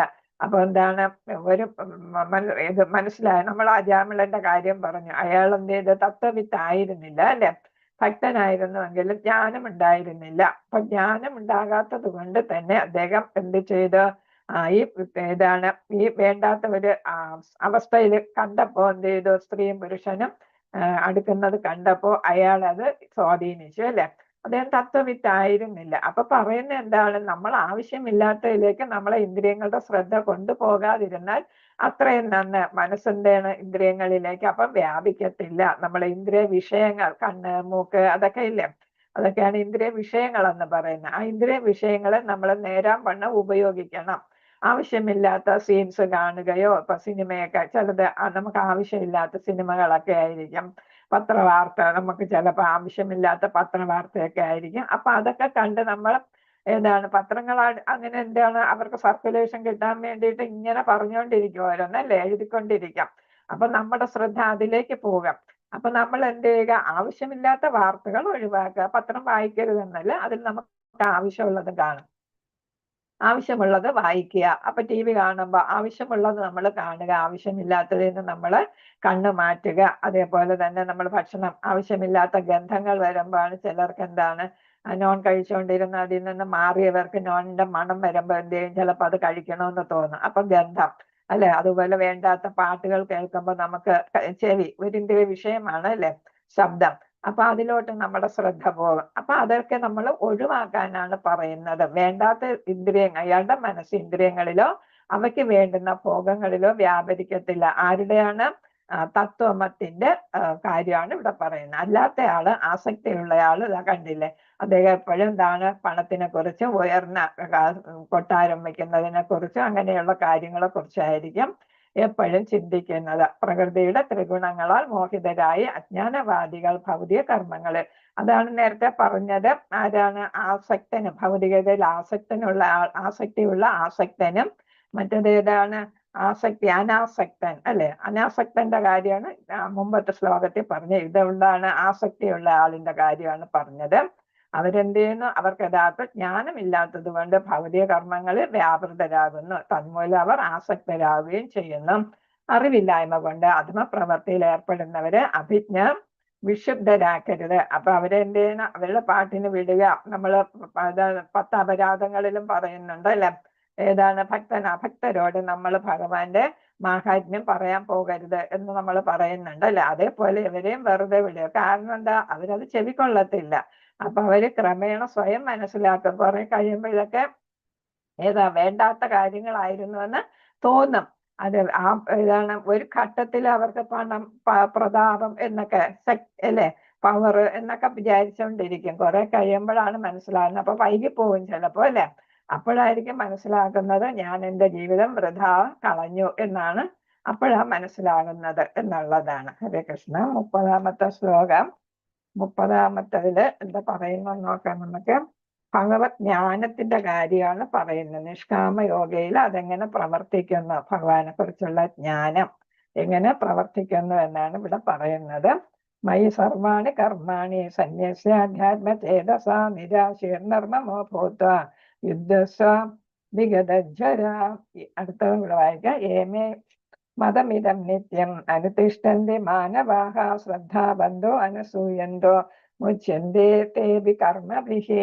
അപ്പൊ ഇവിടെ പറയുന്ന 30-ാമത്തേല്, അതുകൊണ്ട് നിന്റെ കർമ്മങ്ങൾ എനിക്ക് സമർപ്പിച്ചുകൊണ്ട് എന്നെ കുറിച്ചുള്ള പൂർണ്ണ ജ്ഞാനത്തോടെ ലാഭ ഇച്ഛയോ ഉടമസ്ഥ അവകാശ ബോധമോ അലസതയോ കൂടാതെ യുദ്ധം ചെയ്യും. അപ്പൊ ഒരു സത്വഗുണത്തിലെത്തിയ ആളിന് എന്ത് കാണും? ജ്ഞാനം ഉണ്ടാകും അല്ല, ഇച്ഛ ലാഭ ഇച്ഛ കാണത്തില്ല, ഉടമസ്ഥ അവകാശം ഒന്നും കാണത്തില്ല, അലസത കാണത്തില്ല അല്ലെ. ഇതൊക്കെ ഉള്ളതാരാണ്? പ്രത്യേകിച്ച് രജോ ഗുണത്തിലുള്ള ആളായിരിക്കും ഏത് ഉള്ളത് കൂടുതലായിട്ട്.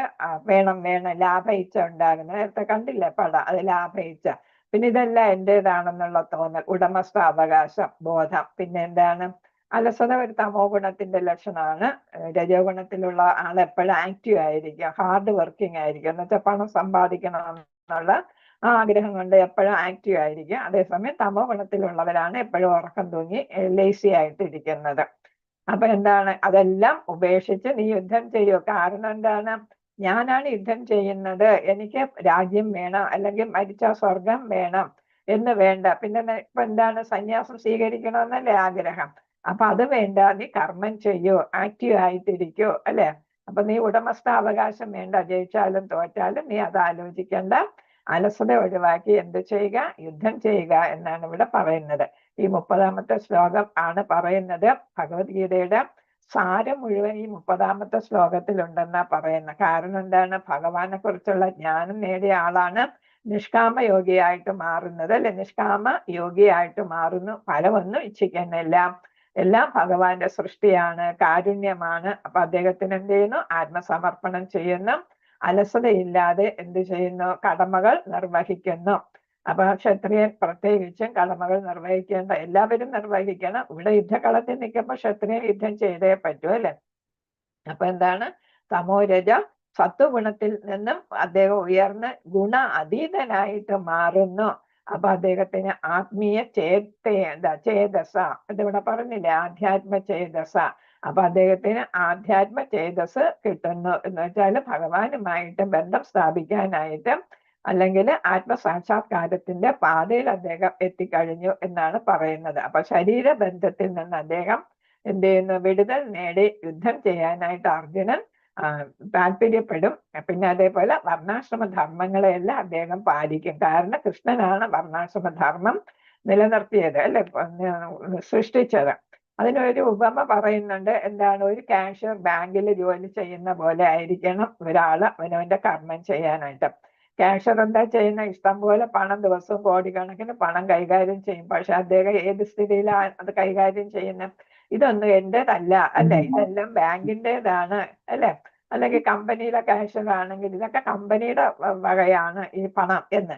അപ്പൊ തൻ്റേതെന്നുള്ള ഒരു പൈസ പോലും തൻ്റേതെന്ന് ചിന്തിക്കാതെയാണ് അയാള് കൈകാര്യം ചെയ്യുന്നത്. അല്ലെങ്കിൽ അയാൾ എന്താവും, പണം അടിച്ചു മാറ്റാൻ നോക്കും, അല്ലേ, തൻ്റേതാണെന്ന് ചിന്തിച്ചാല്. അപ്പൊ അവിടെ എന്താണ്, ഇതൊന്നും എന്റേതല്ല. അതേപോലെയാണ് ആരാണ് നിഷ്കാമ കർമ്മി ചെയ്യുന്നത്. ഇതൊന്നും തൻ്റേതല്ല, ഇതെല്ലാം ഭഗവാന്റേതാണ്. കർമ്മം ചെയ്യാൻ ഞാൻ വിധിക്കപ്പെട്ട് എന്റെ കർത്തവ്യമായിട്ട് ഭഗവാനെ തൃപ്തിപ്പെടുത്താനായിട്ട് ഞാൻ കർമ്മം ചെയ്യുന്നു എന്ന തരത്തിൽ അദ്ദേഹം ചെയ്യും. അവിടെ വേറൊരു ഉപമയും പറയുന്നുണ്ട്. മാതാവും പിതാവും ഒക്കെ കുഞ്ഞുങ്ങളോട് ചെയ്യുന്ന കുഞ്ഞുങ്ങളെ പരിപാലിക്കുന്നു, അല്ലെ, മാതാപിതാക്കൾ. അപ്പൊ അവരെന്താ ചെയ്യുന്നത്, ഒന്നും അവരിൽ നിന്ന് പ്രതീക്ഷിച്ചല്ല, കുഞ്ഞുങ്ങളിൽ നിന്ന് ഒന്നും പ്രതീക്ഷിച്ചല്ല മക്കളെ വളർത്തുന്നത്, അല്ലേ. പ്രതീക്ഷിച്ച അവരുടെ ജീവിതം പോയി, അല്ലേ. കാരണം എന്താണ്, ഇപ്പൊ നമ്മൾ ആരിൽ നിന്നും ഒന്നും പ്രതീക്ഷിക്കരുതെന്നാണ്. ചില കുട്ടികൾ നന്നായിട്ട് മാതാപിതാക്കളെ നോക്കുന്നവരുണ്ടാകും. പക്ഷെ പലരും എന്തെല്ലാം സ്വന്തം കാര്യം ചിന്താബാധ എന്നാണ്. അപ്പം ഈ ലോകം കലിയുഗം അങ്ങനെയാണ് പ്രത്യേകിച്ച്, അല്ലേ. അപ്പൊ അവരവരുടെ കാര്യം കോമ്പറ്റിറ്റീവ് ഫീൽഡാണ്, അല്ലേ, കലിയുഗത്തില്. അപ്പൊ അവരങ്ങനെ ചെയ്യേണ്ടി വരും.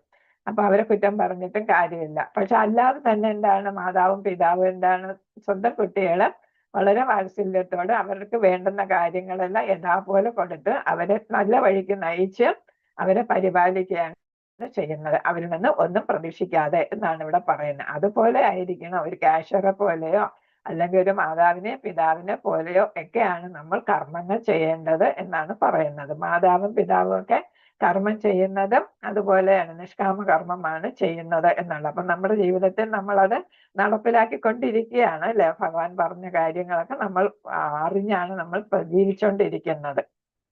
അപ്പൊ വേദങ്ങളിൽ പറയുന്ന ഫല ഉദ്ദിഷ്ട കർമ്മങ്ങളാണ് പറയുന്നത്. പക്ഷെ അതിൽ നമ്മൾ ആകൃഷ്ടരാകരുത്. പരമലക്ഷ്യം അവിടെ ഭഗവാനെ സാക്ഷാത്കരിക്കുകയാണ്. പക്ഷെ നമ്മൾ എന്ത് ചെയ്യുന്നു, ചിലപ്പോൾ അതിന്റെ പ്രഭാവത്തില് നമ്മൾ അത് മുങ്ങിപ്പോകും. അപ്പൊ നമ്മൾ കാമ്യകർമ്മങ്ങൾ ചെയ്യും, അതും വേണ്ട എന്നാണ് പറയുന്നത്. ഹരേ കൃഷ്ണ. 32ാമത്തെ ശ്ലോകം. ഏതോ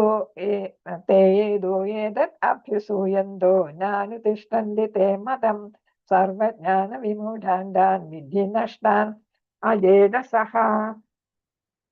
അത് പറയുന്ന 31ാമത്തെ ശ്ലോകം. ഹരേ കൃഷ്ണ. 31ാമത്തെ ശ്ലോകത്തിൽ പറയുന്നത് നിന്റെ എന്റെ അജ്ഞാനുസാരം സ്വകർമ്മങ്ങൾ ചെയ്യുകയും അസൂയ കൂടാതെ വിശ്വാസപൂർവ്വം ഈ ഉപദേശങ്ങൾ അനുസരിക്കുകയും ചെയ്യുന്നവർ കർമ്മഫലത്തിന്റെ കുടുക്കിൽ നിന്ന് മോചനം നേടും. ഇവിടെ അപ്പൊ അതില് പ്രധാനമായിട്ട് സ്ട്രെസ് ചെയ്യുന്നത് ഭഗവാന് വിശ്വാസം വേണം, ഭഗവാന്റെ ഉപദേശങ്ങൾ സ്വീകരിക്കണം എന്നാണ്. വിശ്വാസമുണ്ടെങ്കിലേ നമ്മൾ ഉപദേശങ്ങൾ സ്വീകരിക്കുക, അല്ലെ. നമുക്ക് ആര് ഉപദേശം തന്നാലും നമുക്കത് വിശ്വാസയോഗ്യമായ ആളാണോ പറയുന്നതെന്ന് നമ്മൾ ശ്രദ്ധിക്കാം, അല്ലെ, നോക്കാം. അപ്പൊ അങ്ങനെ ഭഗവാന് വിശ്വാസം വരുമ്പോൾ നമ്മൾ ഭഗവാന്റെ ഉപദേശങ്ങൾ നമ്മൾ സ്വീകരിക്കുന്നു. ഇവിടെ എന്താ പറയുന്നത്, നിഷ്കാമമായിട്ട് എല്ലാം നിന്റെ കർത്തവ്യമെന്ന് വിചാരിച്ച് എനിക്ക് വേണ്ടി എന്നെ സംതൃപ്തിപ്പെടുത്തുന്നതിന് വേണ്ടിയിട്ട് നീ യുദ്ധം ചെയ്യൂ എന്നാണ് പറയുന്നത്. അത് നമുക്ക് ഉദാഹരണമുണ്ട്. അർജുനൻ അതനുസരിച്ച് യുദ്ധം ചെയ്തു, കൗരവരെ എല്ലാം വധിക്കാനും രാജ്യം നേടാനും പ്രശസ്തി നേടാനും ഒക്കെ സാധിച്ചു. അതേസമയം കൗരവന്മാരതൊന്നും കേട്ടില്ല, അല്ലെ. ഭഗവാനാണെന്ന് ചിലർക്ക് അറിയാമായിരുന്നു, രൂപം കാണിച്ചു കൊടുത്തു ദുര്യോധനും ധൃതരാഷ്ട്രർക്കും വിശ്വരൂപമൊക്കെ ചെറുതായിട്ട് കാണിച്ചു കൊടുത്തുവെങ്കിലും അവര് വിശ്വസിച്ചില്ല. അപ്പൊ ദുര്യോധനൻ പറഞ്ഞ മാജിക് കാണിക്കുന്നോ കൃഷ്ണ, നീ എൻ്റെ അടുത്ത് മാജിക് കാണിക്കുന്നു എന്നാണ് ചോദിച്ചത്, അല്ലെ. അപ്പൊ അങ്ങനെയാണ്, അവർക്ക് ഭഗവാന് വിശ്വാസം വന്നില്ല. അതുകൊണ്ട് ഭഗവാന്റെ ഉപദേശങ്ങൾ അവര് സ്വീകരിച്ചതുമില്ല. ധൃതരാഷ്ട്രർക്ക് ഉപദേശം കൊടുത്തിരുന്നു, പക്ഷെ അവരെന്ത് ചെയ്തില്ല, കേട്ടില്ല. അതേപോലെ തന്നെ വേറെയും ധാരാളം ആളുകളുണ്ട് അല്ലെ. പൗണ്ഡ്രകൻ ഭഗവാനെ പോലെ വേഷം ധരിച്ച് നടന്ന അവസാനം ഭഗവാന് വധിക്കപ്പെട്ട ആള്. അപ്പൊ അങ്ങനെയുള്ള ഒരുപാട് പേരുണ്ട്. അവരൊക്കെ എന്താണ്? വിഡ്ഢികളാണ് എന്നാണ് ഇവിടെ പറയുന്നത്. പ്രഭുപാദർ പറയുന്നു അവരൊക്കെ വിഡ്ഢികളാണ്, ഭഗവാന്റെ ഉപദേശമൊക്കെ സ്വീകരിക്കാതെ പോയി. അപ്പൊ ചിലർക്ക് മനസ്സിലായി ഭഗവാന്റെ 3 അവസ്ഥയിൽ നമുക്ക് ഉൾക്കൊള്ളാമെന്ന്. ഏതൊക്കെയാണ് അവസ്ഥ? ഭഗവാന്റെ 3 അവസ്ഥകള്, ശ്രീകൃഷ്ണന്റെ 3 അവസ്ഥകൾ ഏതാണ്? ആദ്യത്തെ ശ്ലോകങ്ങളിൽ നമ്മൾ ഭാഗവതത്തിൽ പഠിച്ച ബ്രഹ്മേരി പരമാത്മേരി ഭഗവാനിരി അല്ലെ, ശബ്ദതേ അല്ലെ, ഭാഗവതം ക്ലാസ്സിൽ കേട്ടതാണ്. അപ്പൊ ബ്രഹ്മൻ, പരമാത്മാവ്, പിന്നെ ഏതാണ്? ഭഗവാൻ അല്ലെ. ഭഗവാൻ എന്ന് പറയുമ്പോൾ അതാണ് ഏറ്റവും ഉയർന്ന തലത്തിലുള്ളത്. ഭഗവാനാണ് ഏതുള്ള ഷഡൈശ്വര്യങ്ങളുള്ളതല്ലേ. അപ്പൊ ഭഗവാനെ പ്രാപിക്കാനാണ് നമ്മൾ എല്ലാവരും ശ്രമിക്കുന്നത്. ബ്രഹ്മനിൽ ലയിച്ചാൽ നമുക്ക് അവിടെ സന്തോഷമൊന്നും കാണത്തില്ല. ചിലപ്പോൾ നമ്മൾ ആഗ്രഹിക്കും ഭൂമിയിലോട്ട് വീണ്ടും ജനിച്ചാലോ എന്നാണ്. പരമാത്മാവ് 2ാമത്തെ അവസ്ഥയാകുന്നുള്ള. അത് സൂര്യരശ്മി, സൂര്യന്റെ ഉപരിതലം, സൂര്യഗോളത്തില് അകത്തെത്തുന്നത്. അതാണ് ബ്രഹ്മൻ, പരമാത്മാവ്. പിന്നെ ഏതാണ്? ഭഗവാൻ. സൂര്യരശ്മി ബ്രഹ്മൻ, പരമാത്മാവ് സൂര്യഗോള ഉപരിതലം, പിന്നെ സൂര്യനുള്ളിൽ കയറുന്നതാണ് ഏതായിട്ട് വരുന്നത്? ഭഗവാൻ എന്ന് പറയുന്നത്. അപ്പൊ എന്താണ്? അസൂയാലുക്കൾക്ക് ഇതൊന്നും മനസ്സിലാകത്തില്ല. അർജുനന് അസൂയ ഇല്ലാത്തത് കൊണ്ടാണ് ഭഗവത്ഗീത പറഞ്ഞു കൊടുത്തതും അല്ലേ. അതേസമയം ശിശുപാലന്, ദുര്യോധനന്, പൗണ്ഡ്രകന് ഇവർക്കൊക്കെ അസൂയ ഉണ്ടായിരുന്നു. അതുകൊണ്ട് എന്താണ്? അവർക്ക് ഇത് ഉൾക്കൊള്ളാനായിട്ട്, ഉപദേശങ്ങൾ ഉൾക്കൊള്ളാനായിട്ട് സാധിച്ചില്ല. അതുകൊണ്ട് തന്നെ അവർക്ക് പരിപൂർണതയിലെത്താനും സാധിച്ചില്ല. അവർക്ക് നശിക്കപ്പെട്ടു എന്ന് പറയുന്നത്. ഹരേ കൃഷ്ണ.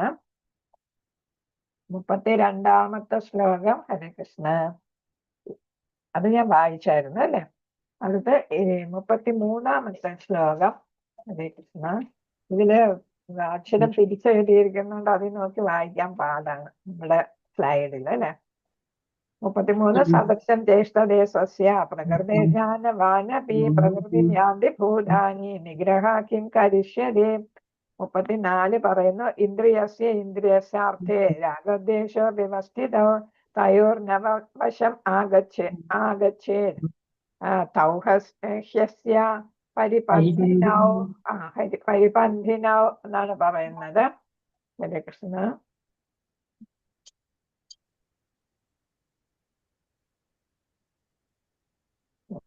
കഴിഞ്ഞാണ്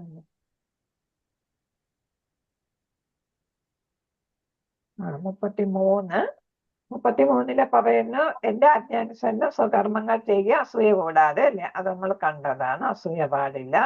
34 പറയുന്നത് 32 അതെ, അസൂയാലുക്കളായി എന്റെ ഉപദേശങ്ങളെ അവഗണിക്കുകയും അനുസരിക്കാതിരിക്കുകയും ചെയ്യുന്നവരെ ഒട്ടും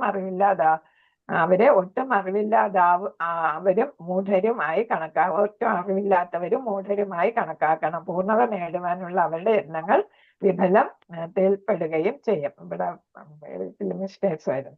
അപ്പൊ അത് നമ്മൾ ശിശുപാലനെയൊക്കെ ഉദാഹരണം അതാണ് നമ്മൾ പറഞ്ഞത്. അവരാരാണ്? മഠയന്മാരാണ്. അപ്പൊ 33ാമത്തെ ശ്ലോകത്തില് ഇവിടെ പറയുന്നു even a man of knowledge acts according to his own nature, for everyone follows the nature he has acquired from the 3 modes. What can repression accomplish? അപ്പൊ ഇവിടെ പറയുന്നത് എന്താണ്? ജ്ഞാനി എന്ന് പറയുന്നത് സ്വന്തം പ്രകൃതി അനുസരിച്ചായിരിക്കും പെരുമാറുക. പിന്നെ എന്താണ്? ഓരോരുത്തരെയും 3 ഗുണങ്ങളിൽ അല്ലെ, തമോ ഗുണം, രജോ ഗുണം, സത്വഗുണം, ഇതിൽ ഏതിലെങ്കിലും ഒരു ഗുണത്തിലായിരിക്കും എല്ലാവരും പ്രവർത്തിക്കുക എന്നാണ് ഇവിടെ പറഞ്ഞിരിക്കുന്നത്. ഹരേ കൃഷ്ണ. അപ്പൊ അതില് 33ാമത്തതില് 4 വർണ്ണങ്ങളും ആശ്രമങ്ങളും ഒക്കെ ഉണ്ട്. അപ്പൊ അതനുസരിച്ച് നമ്മൾ നമ്മുടെ പ്രവർത്തികളൊക്കെ ചെയ്യണം എന്നാണ്. ബ്രാഹ്മണ, ക്ഷത്രിയ, വൈശ്യ, ശൂദ്ര അല്ലെങ്കിൽ സത്വരജോ തമോ ഗുണങ്ങള് അത് അനുസരിച്ച് നമ്മൾ പ്രവർത്തിക്കേണ്ടി വരും. പിന്നെ ഇതിനെയൊന്നും നമുക്ക് പെട്ടെന്ന് അടിച്ചമർത്താനൊന്നും പറ്റത്തില്ല. തമോ ഗുണത്തിലുള്ള ആൾക്ക് ഒറ്റയടിക്ക് രജോ ഗുണത്തിലോ അല്ലെങ്കിൽ അടുത്ത് സത്വ ഗുണത്തിലോ ഒന്നും വരാൻ പറ്റത്തില്ല. അത് ക്രമേണയാണ് ഉയർന്നുയർന്ന് വരിക. പുരോഗതി എന്നാണ് പറയുന്നത്. അത് ക്രമേണ നമ്മൾ പുരോഗമിക്കുന്നു. നമ്മൾ ഇംഗ്ലീഷിൽ പറയില്ലേ ഇവല്യൂഷൻ അല്ലെ. പിന്നെ മറ്റേത് റവല്യൂഷൻ. അപ്പം പെട്ടെന്ന് വരുന്ന മാറ്റത്തിന് റവല്യൂഷൻ എന്ന് പറയും, ഗ്രാജുവൽ ആയിട്ട് വരുന്നതിന് ഇവല്യൂഷൻ എന്ന് പറയും. അപ്പൊ നമുക്കിതൊക്കെ ഇവല്യൂഷൻ ആയിട്ടേ പറ്റുള്ളൂ. ക്രമേണ ക്രമേണ നമുക്ക് ഉയർന്നു വരാൻ പറ്റും. അതെങ്ങനെ പറ്റും? ഭഗവാന് വിശ്വാസം വേണം, ഭഗവാനോട് അസൂയ ഉണ്ടായിരിക്കരുത്. പിന്നെ ഏതാണ്? എല്ലാ കർത്തവ്യങ്ങളും ഭഗവാന് വേണ്ടി സമർപ്പിക്കുക, ഭഗവാന് വേണ്ടി ഭക്തിയുടെ സേവനം ചെയ്യുക. എങ്ങനെയൊക്കെ വരുമ്പോ എന്ത് ചെയ്യും? സത്വഗുണത്തിലെത്തി ഗുണാതീതനായിട്ട് മാറാനും പറ്റും. അപ്പൊ നമ്മൾ ആശ്രമവ്യവസ്ഥയിലുള്ള നമ്മളെ കർത്തവ്യം നിറവേറ്റണം. ഗൃഹസ്ഥനാണെങ്കിൽ അതാ ചെയ്യണം, ഗൃഹസ്ഥാശ്രമിയുടെ കർമ്മം ചെയ്യണം. എന്താണ് ബ്രഹ്മചര്യയിലാണെങ്കിൽ പഠനം തുടങ്ങിയവയൊക്കെ ചെയ്യണം. അപ്പൊ ഓരോ അവസ്ഥയിൽ അവരവർ ചെയ്യേണ്ടത് ഓരോ വർണ്ണം അനുസരിച്ച് ചെയ്യേണ്ടതൊക്കെ അസൂയയില്ലാതെ വിശ്വാസത്തോടെ കർത്തവ്യം എന്ന നിലയ്ക്ക് ഭഗവാന് സറണ്ടർ ചെയ്തിട്ട് ഭഗവാന് എല്ലാം ഭഗവാന് വേണ്ടിയിട്ട് സമർപ്പിച്ച് ചെയ്യുകയാണെങ്കിൽ എന്താ ചെയ്യാൻ പറ്റാം? നമുക്ക് ഭക്തിയോഗയിലൂടെ നമുക്ക് ഗുണാതീതൻ എന്നുള്ള അവസ്ഥയിലെത്തി ഭഗവാനെ പ്രാപിക്കാനായിട്ട് സാധിക്കും. അല്ലാത്ത ഒരു പണ്ഡിതനായാൽ പോലും പറ്റില്ല എന്നാണ് വിശ്വാമിത്രന്റെയും അതേപോലെ ദുർവാസാവിന്റെയൊക്കെ കഥ പറയുന്നത്. അവരെന്താണ്? അവർക്ക് ഭഗവാനോട് ഭക്തി ഉണ്ടായിരുന്നില്ല. യഥാർത്ഥത്തിൽ ഭക്തി ഉണ്ടായിരുന്നെങ്കിൽ അവർക്കത് ഇതാണ് ഇടയ്ക്ക് അവര് അതിൽ നിന്ന് വിട്ടുപോകത്തില്ലായിരുന്നു എന്നാണ് പറയുന്നത്. അപ്പൊ ശരിക്കും കൃഷ്ണാവബോധത്തിൽ വരുന്നവർക്ക് ആത്മാരാമന്മാരായിട്ട് മാറാം എന്നാണ്. അവർക്ക് ഏതാണ്? സകാമ കർമ്മം ഉപേക്ഷിക്കാനായിട്ട് സാധിക്കും. 34-ാമത്തെ ശ്ലോകം അതിൽ പറയുന്നത് ആസക്തിയുടെ കാര്യമാണ്. 34-ാമത്തെ ശ്ലോകത്തില് ഏതാണ്? ഇന്ദ്രിയ സംബന്ധിയായ വിഷയങ്ങളോടുള്ള ആസക്തിയും വിരക്തിയും നിയന്ത്രിക്കുന്നതിന് ചില തത്വങ്ങളുണ്ട്. നേരത്തെ പറഞ്ഞില്ല, ഒറ്റയടിക്ക് എടുത്ത് ചാടി പോകത്തില്ല. അപ്പൊ നിയന്ത്രിക്കുന്ന ചില തത്വങ്ങളുണ്ട്. ഒരാൾ ഈ ആസക്തി വിരക്തികളുടെ അധീനതയിലാകാൻ പാടില്ല. എന്തുകൊണ്ടെന്നാൽ ആത്മസാക്ഷാത്കാരത്തിന്റെ പാതയില് വിലങ്ങ് തടികൾ ആണവ. അപ്പൊ എന്താണ്? ആസക്തിയും വിരക്തിയും അതെന്താണ്? എന്തായിട്ട് മാറും? നമുക്ക് ആത്മസാക്ഷാത്കാരത്തിന് തടസ്സമായിട്ട് മാറും. ആസക്തി എന്ന് പറയുമ്പോൾ ഇന്ദ്രിയ വിഷയങ്ങളിലുള്ള താല്പര്യത്തെയാണ് ആസക്തി എന്ന് പറയുന്നത്. വിരക്തി എന്ന് പറയുമ്പോൾ അനാസക്തി, ഇന്ദ്രിയ സുഖത്തിന് തടസ്സം നിൽക്കുന്നവയെ നമ്മൾ അതിനെ ഇല്ലായ്മ ചെയ്യുന്നു. അവയോട് നമുക്ക് ഏതാണ്? ദേഷ്യം തോന്നുകയോ അല്ലെങ്കിൽ അത് വേണ്ടെന്ന് വെക്കുകയോ ചെയ്യുന്നു. അപ്പൊ ഇവിടെ പറയുന്നത്, അതിനൊരു ഉദാഹരണം പറയുന്നത് ആരാണ്? ഇവിടെ പടം കൊടുത്തിട്ടുണ്ട്. ഭരത മഹർഷി എല്ലാം തികഞ്ഞ ആളായിരുന്നു അല്ലെ, ഉന്നത ഭക്തനുമായിരുന്നു. രാജ്യമൊക്കെ മക്കളെ ഏൽപ്പിച്ച് ഇവിടെ പോയി വാനപ്രസ്ഥത്തിന് പോയി അല്ലെ. അപ്പൊ അവിടെ വലിയ തരത്തിൽ അദ്ദേഹം എന്ത് ചെയ്തു? ഭക്തിയുടെ സേവനവും അതേപോലെ പൂജകളും എല്ലാം നിയമം അനുസരിച്ചൊക്കെ ചെയ്തുകൊണ്ടിരുന്നപ്പോഴാണ് ഈ മാൻകുട്ടിയുടെ കഥ അറിയാമല്ലോ. മാൻകുട്ടിയെ കിട്ടിയതും പിന്നെ എന്ത് ചെയ്യുന്നു? മാൻകുട്ടിയിൽ വളർത്തുന്നതിലായിരുന്നു അദ്ദേഹത്തിന്റെ ശ്രദ്ധ. അപ്പോൾ ആദ്യം വിരക്തി തോന്നിയാണ് അദ്ദേഹം വനവാസത്തിന് പോയത്. പിന്നെ ഏതാണ്? മാൻകുട്ടിയോട് ആസക്തി തോന്നി. അങ്ങനെ അടുത്ത ജന്മം അദ്ദേഹം മാനായിട്ട് ജനിച്ചപ്പോഴാണ് അദ്ദേഹത്തിന്റെ വിധിത്വം അദ്ദേഹം മനസ്സിലാക്കിയത്. ആ ജന്മം അദ്ദേഹം മാനായിട്ട് തന്നെ, പക്ഷെ മറ്റു മാനുകളിൽ നിന്ന് അകന്നു നിൽക്കുകയായിരുന്നു ചെയ്തത്. ഇവിടെ പറഞ്ഞു ആസക്തി ഇല്ലാതിരിക്കാൻ വേണ്ടി നമ്മൾ വേണ്ടാത്തതെന്ന് കാണാനും കേൾക്കാനും ഒന്നും വേണ്ട എന്ന് പറഞ്ഞു. നമ്മൾ ഇന്ദ്രിയ വിഷയങ്ങളെ നിയന്ത്രിക്കണമെന്ന് പറഞ്ഞു. അപ്പൊ അദ്ദേഹം മാനിന്റെ ജീവിതത്തിൽ എന്ത് ചെയ്തു? വളരെ കൃത്യമായിട്ട് മറ്റു മാനുകളിൽ നിന്ന് മാറി അദ്ദേഹം ആശ്രമത്തിന്റെ ചുറ്റുവട്ടത്ത് വസിച്ചും അടുത്ത ജന്മം ജഡഭരതനായപ്പോഴും അദ്ദേഹം എന്താണ്? വളരെ ശ്രദ്ധയോടെ ഏതാണ്? മൗനിയായിട്ട് കേൾക്കാനും കാണാനും കേൾക്കാനും പറയാനും ഒന്നും വയ്യാത്ത ആളായിട്ട് അഭിനയിച്ചു. അങ്ങനെ അഭിനയിച്ചാണ് അദ്ദേഹം എന്ത് ചെയ്ത്? ആ ജീവിതത്തിൽ അദ്ദേഹത്തിന് മോചനം നേടാനായിട്ട് സാധിച്ചത്. അപ്പൊ ആദ്യം വിരക്തി വന്നു, പിന്നെ ആസക്തി വന്നു, പിന്നെയും വിരക്തി അല്ലെ. അതാണ് ജഡഭരതന്റെ കാര്യം കാണിക്കുന്നത്. അപ്പൊ അതേപോലെയാണ് ഇവിടെ പറയുന്നത്. അപ്പൊ നിബന്ധനകൾ പറയുന്നത്, ഗാർഹസ്ഥ്യത്തിൽ ഭാര്യയോടുള്ള ലൈംഗിക ബന്ധം അനുവദനീയമാണ്. മറ്റു സ്ത്രീകളോട് വിരക്തി ഉണ്ടാകണം. അപ്പൊ ഭാര്യയോട് ആസക്തിയാകാം, പക്ഷെ മറ്റു സ്ത്രീകളോട് എന്തായിരിക്കണം? വിരക്തിയായിരിക്കണം എന്നാണ്. ഗാർഹസ്ഥ്യത്തിൽ ഉള്ളതും ക്രമേണ കുറച്ച് ഗാർഹസ്ഥ്യത്തില് ഭാര്യയോടുള്ള അടുപ്പവും എന്താണ്? ലൈംഗിക ജീവിതം എന്ത് ചെയ്യണം? നമ്മൾ ക്രമേണ കുറച്ച് വിരക്തിയിൽ എത്തേണ്ടതാണ്. അങ്ങനെ വരുമ്പോഴേ നമുക്ക് ശരീരബോധത്തിൽ നിന്നും മോചനം നേടാനായിട്ട് സാധിക്കും. മനസ്സിലായല്ലോ? അപ്പൊ ആസക്തി ഉണ്ടായിരുന്ന എന്നാൽ മറ്റു സ്ത്രീകളോട് വിരക്തി. പിന്നീട് എന്താണ്? സ്വന്തം ജീവിതത്തിൽ തന്നെ എന്താണ്? ശരീരബോധത്തിൽ നിന്ന് മാറി വരുന്നതിന്, ഞാൻ ആത്മാവാണ് ശരീരമല്ല എന്നുള്ള ബോധം വരണമെങ്കിൽ ക്രമേണ ഏതാണ്? കുടുംബ ജീവിതത്തിലും അല്ലെങ്കിൽ ഭാര്യയോടുള്ള ലൈംഗിക ജീവിതത്തിലും എന്ത് വേണം? വിരക്തി കുറേശ്ശെ എന്നാ പറയുന്നത്. ഒറ്റയടിക്കല്ല, അവിടെ വിപ്ലവമല്ല പറഞ്ഞത്. പിന്നെ ഏതാണ്? ഗ്രാജുവൽ ആയിട്ടാണ് വിരക്തിയിലെത്തേണ്ടത്. അങ്ങനെ വരുമ്പോഴേ നമുക്ക് എന്ത് ചെയ്യും? ശരിയായിട്ടുള്ള അനാസക്തി നമുക്ക് ഉണ്ടാകും, അല്ലെ? പക്വത വരുള്ളൂ എന്നാണ് നേരത്തെ പറയുന്നുണ്ട് അർജുനന്റെ അടുത്ത്. നമുക്ക് പക്വത, അല്ലെ? പക്വതയുള്ളവർ ആണ് സന്യാസം സ്വീകരിക്കേണ്ടത് എന്ന് പറയുന്നുണ്ട്. അങ്ങനെ കൃഷ്ണാവബോധത്തിൽ മുഴുകുമ്പോൾ നമുക്ക് ആസക്തിയും വിരക്തിയും ഒരേപോലെ ഇല്ലാതാകാം. ഇപ്പൊ മനസ്സിലായല്ലോ ചേട്ടാ, ഭരതന് എങ്ങനെയാണ് ആസക്തിയും വിരക്തിയും ഒക്കെ വന്നത്? അതേപോലെ നമ്മൾ ഗൃഹസ്ഥ ജീവിതത്തില് അങ്ങനെ ആയിരിക്കണം എന്നാണ് പറയുന്നത്. അപ്പൊ നമ്മൾ ഓരോരുത്തരും, അല്ലെങ്കിൽ നമ്മൾ 50 വയസ്സ് കഴിയുമ്പോൾ എന്താണ്, നമ്മൾ ഭാഗികമായിട്ട് ഏതിൽ വരണം? ഭഗവാനിലോട്ട് ശ്രദ്ധ മാറണം. ഏതാണ്ട് വാനപ്രസ്ഥത്തിലോട്ട് നമ്മൾ എത്തണം എന്നാണ് പറയുന്നത്. അല്ലെങ്കിൽ നമ്മുടെ ഈ മനുഷ്യജന്മം കൊണ്ട് പ്രയോജനം ഇല്ലാതായിട്ട് വരും. ഹരികൃഷ്ണ. 35 ശ്രേയാൻ സ്വധർമ്മ വിഗുണ പരധർമ്മ സ്വനിഷ്ഠിത സ്വധർമ്മേ നിധനം ശ്രേയ പരധർമ്മ ഭയാവഹം. ഹരികൃഷ്ണ. അപ്പൊ ഇവിടെ പറയുന്നു, ഒരിക്കലും അന്യരുടെ, അടുത്ത 35 പറയുന്നു, തെറ്റോടുകൂടിയാണെങ്കിൽ പോലും തനിക്ക് വിധിക്കപ്പെട്ടിട്ടുള്ള കർമ്മങ്ങൾ നിറവേറ്റുകയാണ് അന്യരുടെ കർമ്മങ്ങൾ ഭംഗിയായി നിർവഹിക്കുന്നതിനേക്കാൾ നല്ലത്. സ്വകൃത്യ നിർവഹണത്തിൽ നാശം സംഭവിക്കുന്നതും മറ്റുള്ളവരുടെ കർമ്മം ചെയ്യുന്നതിനേക്കാൾ ശ്രേയസ്കരം തന്നെ അന്യരുടെ വഴി സ്വീകരിക്കുന്നത് ആപത്കരമാണ്. അപ്പൊ ഇവിടെ ഒരു ഉദാഹരണം പറയുന്നുണ്ട്. നമ്മളൊരു കോഴ്സിന് ചേർന്നാല്, ഇപ്പം നമ്മളിപ്പോ ഭഗവത്ഗീത ഏതാണ്ട് അടുപ്പിച്ച് വരുന്ന, അല്ലാതെ നമ്മളിപ്പോ ഭൗതികതയിൽ ഏതെങ്കിലും ഒരു കോഴ്സിന് ചേർന്നിട്ട്, ഇപ്പൊ എഞ്ചിനീയറിങ്ങിന് ചേരുന്ന ആള് എന്താണ്, ഇലക്ട്രിക്കലിൽ ചേർന്നിട്ട്, ഇലക്ട്രിക്കൽ ആൻഡ് ഇലക്ട്രോണിക്സിൽ ചേർന്നിട്ട് എവിടെ ചെന്നെത്തുന്ന ഇരിക്കുന്ന കമ്പ്യൂട്ടർ ബ്രാഞ്ചിൽ പോയി ഇരിക്കാൻ ശ്രമിക്കും. അപ്പൊ എന്താണ്, അപ്പൊ ഉദ്ദേശിച്ച് പോയത് ഏതിലാണ്? ഇലക്ട്രിക്കലിലാണ് പഠിക്കാൻ പോയത്, അല്ലെ? എന്നിട്ട് അവിടെ ചെന്നപ്പോ മനസ്സ് മാറി കമ്പ്യൂട്ടർ. അപ്പൊ രണ്ടും കിട്ടാതെ പോകുന്ന ഒരു അവസ്ഥയാവാം, അല്ലെ? കമ്പ്യൂട്ടറും കിട്ടുന്നില്ല, ഇലക്ട്രിക്കലും കിട്ടുന്നില്ല. ഇലക്ട്രിക്കലാണ് നമ്മുടെ ലക്ഷ്യം, അവിടെയാണ് നമ്മൾ അഡ്മിഷൻ എടുത്തിരിക്കുന്നത് എങ്കിൽ അതിൽ തന്നെ നിൽക്കണം. അതേപോലെ തന്നെ നമ്മുടെ ഭൗതിക ജീവിതത്തിൽ നമ്മളിപ്പോ പ്രായമായവരാകുമ്പോ അതിനുള്ള ഉദാഹരണം കണ്ടെടുക്കുക. അപ്പൊ വേറൊന്ന് പറഞ്ഞാല്, നമ്മൾ എന്താണ്, ഒരു സ്കൂളിൽ പഠിപ്പിക്കുന്നവരാണെങ്കിൽ കെമിസ്ട്രി പഠിപ്പിക്കേണ്ട ആള് ചരിത്രം പഠിപ്പിക്കുകയും ചരിത്രം പഠിപ്പിക്കേണ്ട ടീച്ചർ കെമിസ്ട്രി പഠിപ്പിക്കുകയും ചെയ്താൽ എങ്ങനെ ഇരിക്കും, അല്ലെ? അതേപോലെ ആകും. അപ്പൊ അങ്ങനെയുള്ള ഒരു നമുക്ക് സിമ്പിൾ എക്സാമ്പിൾ ആണത്. അപ്പൊ ചരിത്രം പഠിപ്പിക്കുന്ന ആൾ കെമിസ്ട്രി പഠിപ്പിക്കാൻ ഒരിക്കലും ഫിസിക്സും കെമിസ്ട്രിയും മാത്സും പഠിപ്പിക്കാനായിട്ട് അയോഗ്യരാകത്തില്ല. ഹയർ ലെവലില് ചെറിയ ക്ലാസ്സിലൊക്കെ പഠിപ്പിക്കാം. അതേപോലെ തന്നെ കെമിസ്ട്രി ഫിസിക്സ് അധ്യാപകന് ചരിത്രവും അതേപോലെ നന്നായിട്ട് ശരിയായിട്ടുള്ള രീതിക്ക് പഠിപ്പിക്കാനായിട്ട് പറ്റിയെന്ന് വരത്തില്ല. അതൊരു ചെറിയ ഉദാഹരണം നമുക്ക്. അതേപോലെയാണ് നമ്മൾ എന്താണ് കർമ്മം നമ്മൾ ചെയ്യേണ്ടതെന്ന് വെച്ചാൽ ആ കർമ്മം നമ്മൾ ചെയ്യുക.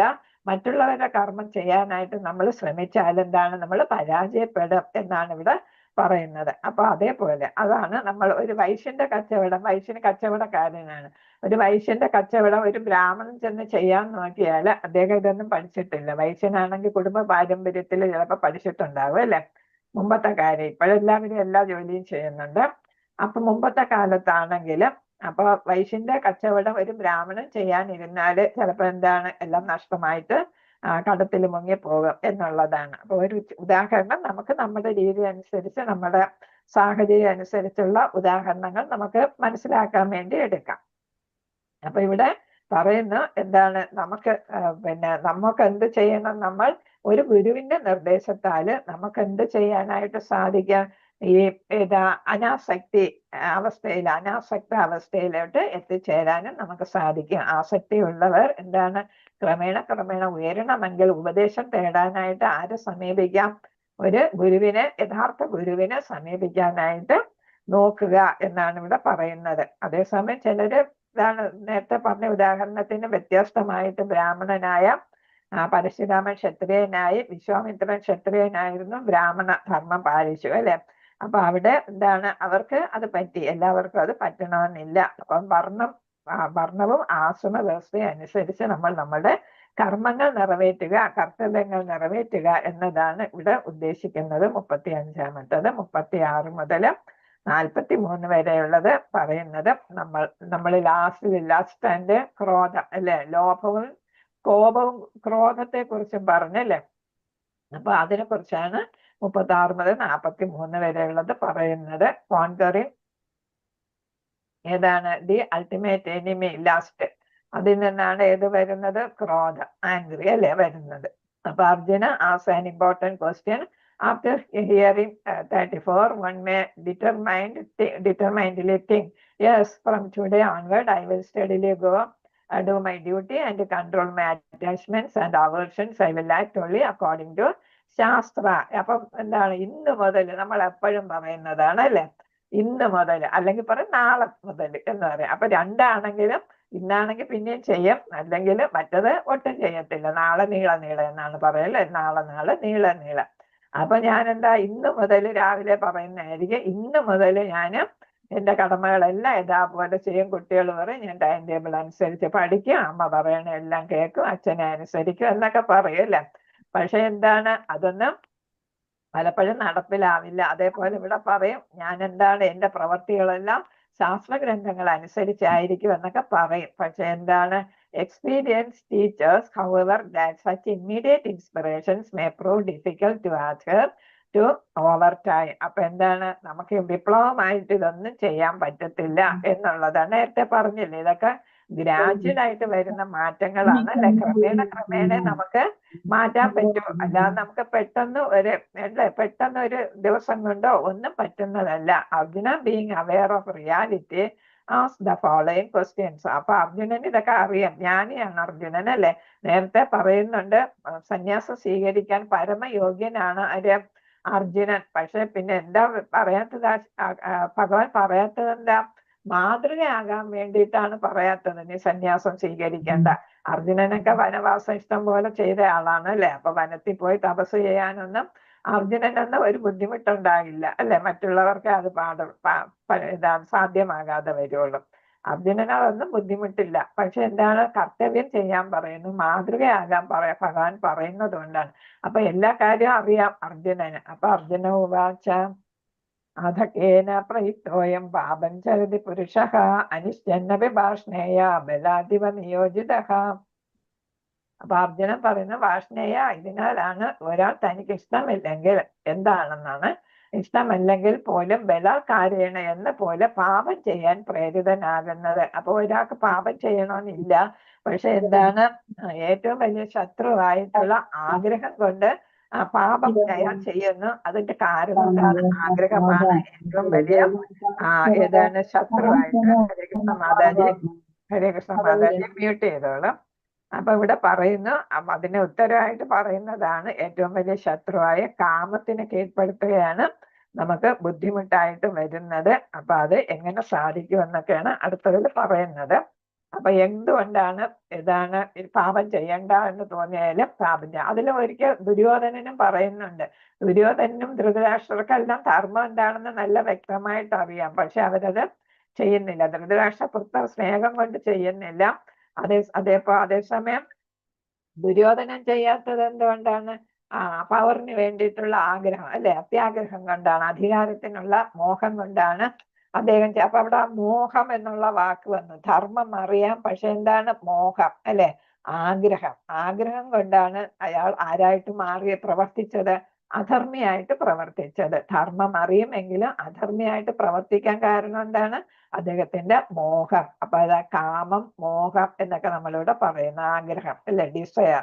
അപ്പൊ എന്താ അത് പറയുന്നു, ഏതാണ്, എന്തുകൊണ്ടാണ് ബലാത്കാരേണ എനിക്ക് ആളുകൾക്ക് പാപം ചെയ്യേണ്ടി വരുന്നത് എന്നാണ് ഇവിടെ പറയുന്നത്.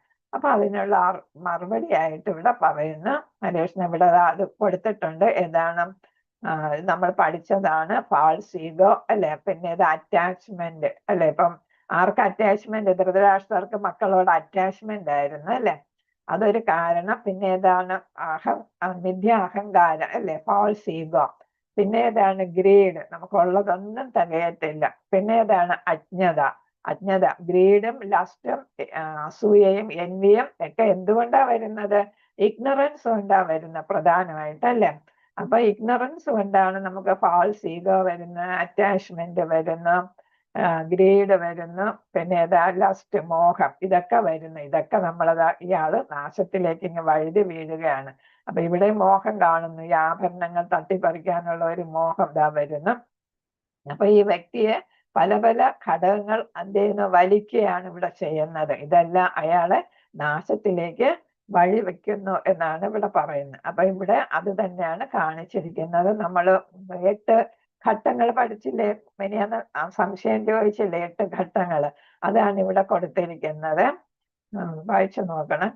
കോണ്ടംപ്ലേറ്റിംഗ് the objects of the senses അല്ലെ. അപ്പൊ ഇന്ദ്രിയങ്ങളെ ആകർഷിക്കുന്നത്.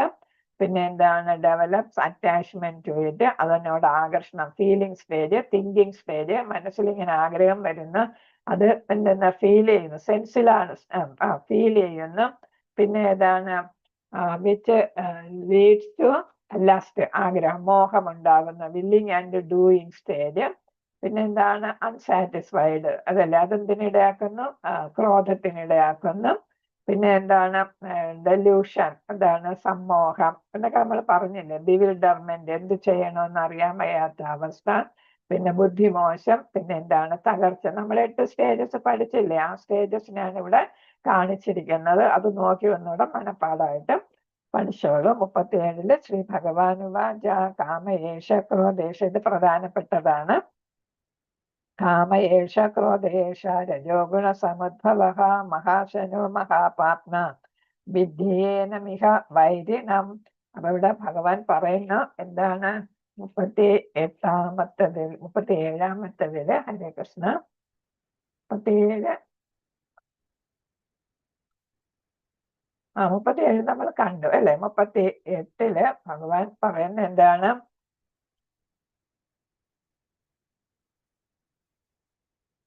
കൃഷ്ണാഷ്ടശ്ലോകം, ധൂമേനാവൃതയദേവന്യർ യഥാ ആദർശോ മലേന ച യഥാ ഉദ്വേന ആവൃതോ ഗർഭ തഥാ തേന ഇദമാവൃതം ആവൃതം ജ്ഞാനമേതേന ജ്ഞാനിനോ നിത്യവൈരിണ കാമരൂപേണ കൗന്ദേയ ദുഷ്പൂരേണ അനലേന ച ഇന്ദ്രിയാണി മനോബുദ്ധിരസ്യ അധിഷ്ഠാനമുച്യതേ ഏതർവിമോഹയതി ഏഷ ജ്ഞാനം ആവൃതദേഹിനം തസ്മാത് ത്വം ഇന്ദ്രിയാണ്യാദൗ നിയമ്യ പരദർശഭ പാപ്മാനം പ്രജഹീനം ജ്ഞാനവിജ്ഞാനനാശനം ഇന്ദ്രിയാണി പരണ്യാഹോ ഇന്ദ്രിയേഭ്യ പരം മനഃ മനസസ്തോ പരാ ബുദ്ധിർയോ ബുദ്ധേ പരതസ്തു സഹ ഏവം ബുദ്ധേ പരം ബുദ്ധ്വാ സംസ്തഭ്യ ആത്മാനമാത്മന ജഹി ശത്രും മഹാബാഹോ കാമരൂപം ദുരാസദം. അപ്പൊ ഇവിടെ ഭഗവാൻ ഇതിന് മറുപടിയായിട്ട് പറയുകയാണ്. ഏതാ 3 തരത്തില് നമുക്കിത് കാണാൻ പറ്റും. ഏതാണ്, ക്രോധം അല്ലെ, മോഹം, ക്രോധം, അതൊക്കെ നമുക്ക് കാണാം. ഇവിടെ അതിന് ഉദാഹരണം പറയുന്നുണ്ട്. എല്ലാത്തിന്റെ കാരണം എന്താ, അടിസ്ഥാന കാരണം എന്താണ്, നമ്മുടെ ആഗ്രഹമാണ് എല്ലാത്തിന്റെ അടിസ്ഥാന കാരണം അല്ലെ. നമ്മൾ ഇന്ദ്രിയ വിഷയം കൊണ്ട് കാണുന്നു. ഇപ്പൊ ഒരു 5 മിനിറ്റ് ഇരിക്കണേ ചാപ്റ്റർ തീരാനായിട്ട്. അപ്പം ബുദ്ധിമുട്ടില്ലല്ലോ, ഹരേ കൃഷ്ണ. അപ്പൊ നമുക്ക് അധ്യായം തീരാം. അപ്പൊ ഇന്ദ്രിയ വിഷയം നമ്മൾ കണ്ണുകൊണ്ട് അല്ലെങ്കിൽ ഗന്ധം കൊണ്ട് ഒക്കെ നമ്മൾ പറഞ്ഞില്ലേ, ശബ്ദം കൊണ്ട്, അപ്പൊ അങ്ങനെ എന്താണ്, അല്ലെങ്കിൽ സ്പർശം കൊണ്ട്, ഇതൊക്കെ നമ്മളെ സ്വാധീനിക്കുന്നതാണ്, അതല്ല ഇന്ദ്രിയ വിഷയങ്ങള്. അപ്പൊ ഇന്ദ്രിയ വിഷയങ്ങൾ കാരണം നമുക്ക് എന്തുണ്ടാകുന്നു, ആഗ്രഹങ്ങൾ ഉണ്ടാകുന്നു. അപ്പൊ എല്ലാത്തിന്റെ അടിസ്ഥാന കാരണം എന്ന് പറയുന്നത് ഏതാണ്, ഇന്ദ്രിയ വിഷയങ്ങളാലുള്ള ആഗ്രഹങ്ങളാണ് എല്ലാത്തിന്റെ അടിസ്ഥാന കാരണം എന്നാണ് ഇവിടെ പറയുന്നത്. അതുകൊണ്ടാണ് നമ്മൾ പാപം ചെയ്യേണ്ടി വരുന്നത്, ബലാത്കാരേണ പാപം ചെയ്യേണ്ടി വരുന്നത് അതുകൊണ്ടാണ്. അപ്പൊ ഏത് ശക്തിയാണ് നമ്മളെ പാപം ചെയ്യിക്കുന്നത്, ആഗ്രഹം അല്ലെങ്കിൽ കാമം. കാമം എന്ന് പറയുമ്പോൾ ഏത് തരത്തിലുള്ളതാകാം. ഇപ്പം ഓപ്പോസിറ്റ് സെക്സിനോടുള്ള ആകർഷണം അല്ല, മാത്രമല്ല കാമം, അതും ഒരു കാമം. കൊച്ചുകുട്ടിക്കാണെങ്കിൽ എന്താണ്, എന്നാൽ മറ്റു കുട്ടികൾ നല്ല പേന, പാർക്കർ പെൻ കൊണ്ടുവന്ന്, അപ്പൊ അല്ലെ, അപ്പൊ എന്താണ്, കുട്ടിക്ക് ഉടനെ ഒരു ആഗ്രഹം കാണും, എനിക്കും ഇത് വേണം, പാർക്കർ വേണം, അല്ലെങ്കിൽ പൈലറ്റ് പേന വേണം എന്നൊക്കെയുള്ള നല്ല റൈസർ കൊണ്ട് കാണുന്ന കളർഫുൾ ആയിട്ട് അത് വേണമെന്ന് തോന്നും. അത് കുട്ടികളുടെ. വലുതാകുമ്പോൾ നമുക്ക് വലിയ വലിയ വീടുകൾ വേണം, അല്ലെങ്കിൽ കാർ ഉണ്ടെങ്കിലും ബെൻസ് കാർ കിട്ടിയാൽ എന്ത് കൊള്ളൂല്ലേ എന്നൊക്കെ ഉള്ള നമ്മള് പണം അനുസരിച്ച്, പണം ഇല്ലെങ്കിലും കടം വാങ്ങിയൊക്കെ നമ്മൾ ഓരോന്ന് ചെയ്യും അല്ലേ. അതാണ് നമ്മുടെ ആഗ്രഹം. ഇതൊക്കെ എന്താണ് പലരും നമുക്കറിയാം, എന്താണ് പലരും ആത്മഹത്യ ചെയ്യുന്ന എന്താണ് അവർക്ക് അവരുടെ പരിധിയിൽ പെടാതെ ഒതുങ്ങാത്ത തരത്തിൽ അവര് ആഗ്രഹം വരുമ്പോ അവരെന്തേലും പണം കടം വാങ്ങിയും പണയം വെച്ചും ഒക്കെ ഓരോന്ന് ചെയ്ത് അവസാനം കടം വീട്ടാൻ വയ്യാതെ ആത്മഹത്യ ചെയ്യേണ്ടി വരും. അതൊക്കെ അജ്ഞാനം കൊണ്ട് വരുന്നതാണല്ലേ, മറ്റുള്ളവരെ കാണിക്കാൻ വേണ്ടിയിട്ടാണ് നമ്മൾ അടിപൊളിയായിട്ട് ഓരോന്ന് ചെയ്യുന്നത്, കാണിക്കാൻ വേണ്ടിയിട്ട് കൂടുതലും. അപ്പൊ എന്താണ്, അതാണ് ആഗ്രഹം. ആഗ്രഹം നമ്മളിപ്പോ പറഞ്ഞില്ലേ, അടുത്ത ക്രോധത്തിലേക്ക് നടക്കാതെ വരുമ്പോ ക്രോധം വരും, പിന്നെ സമ്മോഹം വരും അല്ലെ. അപ്പൊ അങ്ങനെ ഓരോ അവസ്ഥയിൽ വന്ന് അവസാനം എന്ത് ചെയ്യുന്നു, നശിക്കുന്നു എന്നുള്ളതാണ് ഇവിടെ പറയുന്നത്. അപ്പൊ അത് നമ്മൾ എന്ത് ചെയ്യണം, അപ്പൊ ആ ആഗ്രഹം എന്ത് ചെയ്യണം, ലസ്റ്റ് അത്യാഗ്രഹം അല്ലെ, ആ അത്യാഗ്രഹം ഒക്കെ എന്ത് ചെയ്യണം, ക്രമേണ നമുക്ക് മാറ്റാൻ പറ്റും. അതിന് നമുക്ക് ശരിയായിട്ടുള്ള ജ്ഞാനം വേണം. ഏതിനെ കുറിച്ചുള്ള ജ്ഞാനമാണ് വേണ്ടത്? അജ്ഞാനം കൊണ്ട് ഇതൊക്കെ ചെയ്യുന്നത്. ഏതിനെ കുറിച്ചുള്ള ജ്ഞാനാ വേണ്ടത്? നമുക്ക് നമ്മൾ ആരാണ് അല്ലെ, ഭഗവാൻ ആരാണ്, പരമാത്മാവ് ആരാണ്, ബ്രഹ്മൻ ആരാണ്, ഈ ശരീരം എന്താണ് എന്നൊക്കെയുള്ള ജ്ഞാനം നമുക്ക് വേണം. പിന്നെ ഏതാണ് ദ്വന്ദ്ങ്ങൾ അല്ലെ, മറ്റുള്ളവർ അസൂയ, മറ്റുള്ളവർക്കുള്ളത് എനിക്കും വേണം, ഒരു അസൂയ അത് അല്ലെ. പിന്നെ ഏതാണ് മറ്റുള്ളവർക്ക് കിട്ടുമ്പോ നമുക്ക് കിട്ടിയില്ലെങ്കിൽ, ഇപ്പൊ ഒരു കഥ പറയുന്നുണ്ട്, ഒരു വരം കൊടുത്തു, നീ നിനക്ക് എന്ത് കിട്ടിയാലും, ഒരാളിന് ഒരു വരം കിട്ടിയാൽ നിനക്ക് എന്ത് കിട്ടിയാലും അതിന്റെ ഇരട്ടി അടുത്ത നിന്റെ നൈബർക്ക് കിട്ടും എന്നുള്ള ഒരു വരം. അപ്പൊ എന്താണ്, ഇയാൾ ആദ്യം ഒരു ആഗ്രഹം, എനിക്കൊരു വീട് വേണം, അപ്പൊ നൈബർക്ക് വീട് കിട്ടി അല്ലെ. അപ്പൊ 2 വീട് കിട്ടി. അപ്പൊ എനിക്ക് കാറ് വേണം, നൈബർക്ക് 2 കാറ് കിട്ടി, വരമാണല്ലോ. അപ്പൊ എന്താണ് അങ്ങനെ. അപ്പൊ വിചാരിച്ചു എന്നാ ശരി, എനിക്കൊരു കണ്ണ് വേണ്ട. അപ്പൊ എന്താണ്, നൈബർ 2 കണ്ണും പോകത്തില്ലേ. അപ്പൊ എന്താണ്, അതാണ് അവിടെ മാത്സര്യ ബുദ്ധി അസൂയൊക്കെ എന്ന് പറയുന്നത് അല്ലേ. അപ്പൊ മനുഷ്യർ അങ്ങനെയാണ് പലരും അല്ലേ. അപ്പൊ അതൊക്കെ നമ്മള് നാശത്തിലേക്ക് വഴിതെളിക്കുക. ഒരു ഉദാഹരണം പറഞ്ഞതാണ് കഥ പോലെ. അപ്പൊ എന്താണ്, കഥയല്ല, അത് വാസ്തവമാണല്ലേ, പലരുടെ കാര്യത്തിൽ അത് വാസ്തവമായിട്ട് വരുന്ന. അപ്പൊ അങ്ങനെയാണ് മനുഷ്യർ. അപ്പൊ നമ്മൾ എന്താണ്, നമ്മുടെ ഈ ആഗ്രഹമാണ് അവസാനം എന്തിന് ഇടയാക്കുന്നത്, നമ്മുടെ നാശത്തിനിട.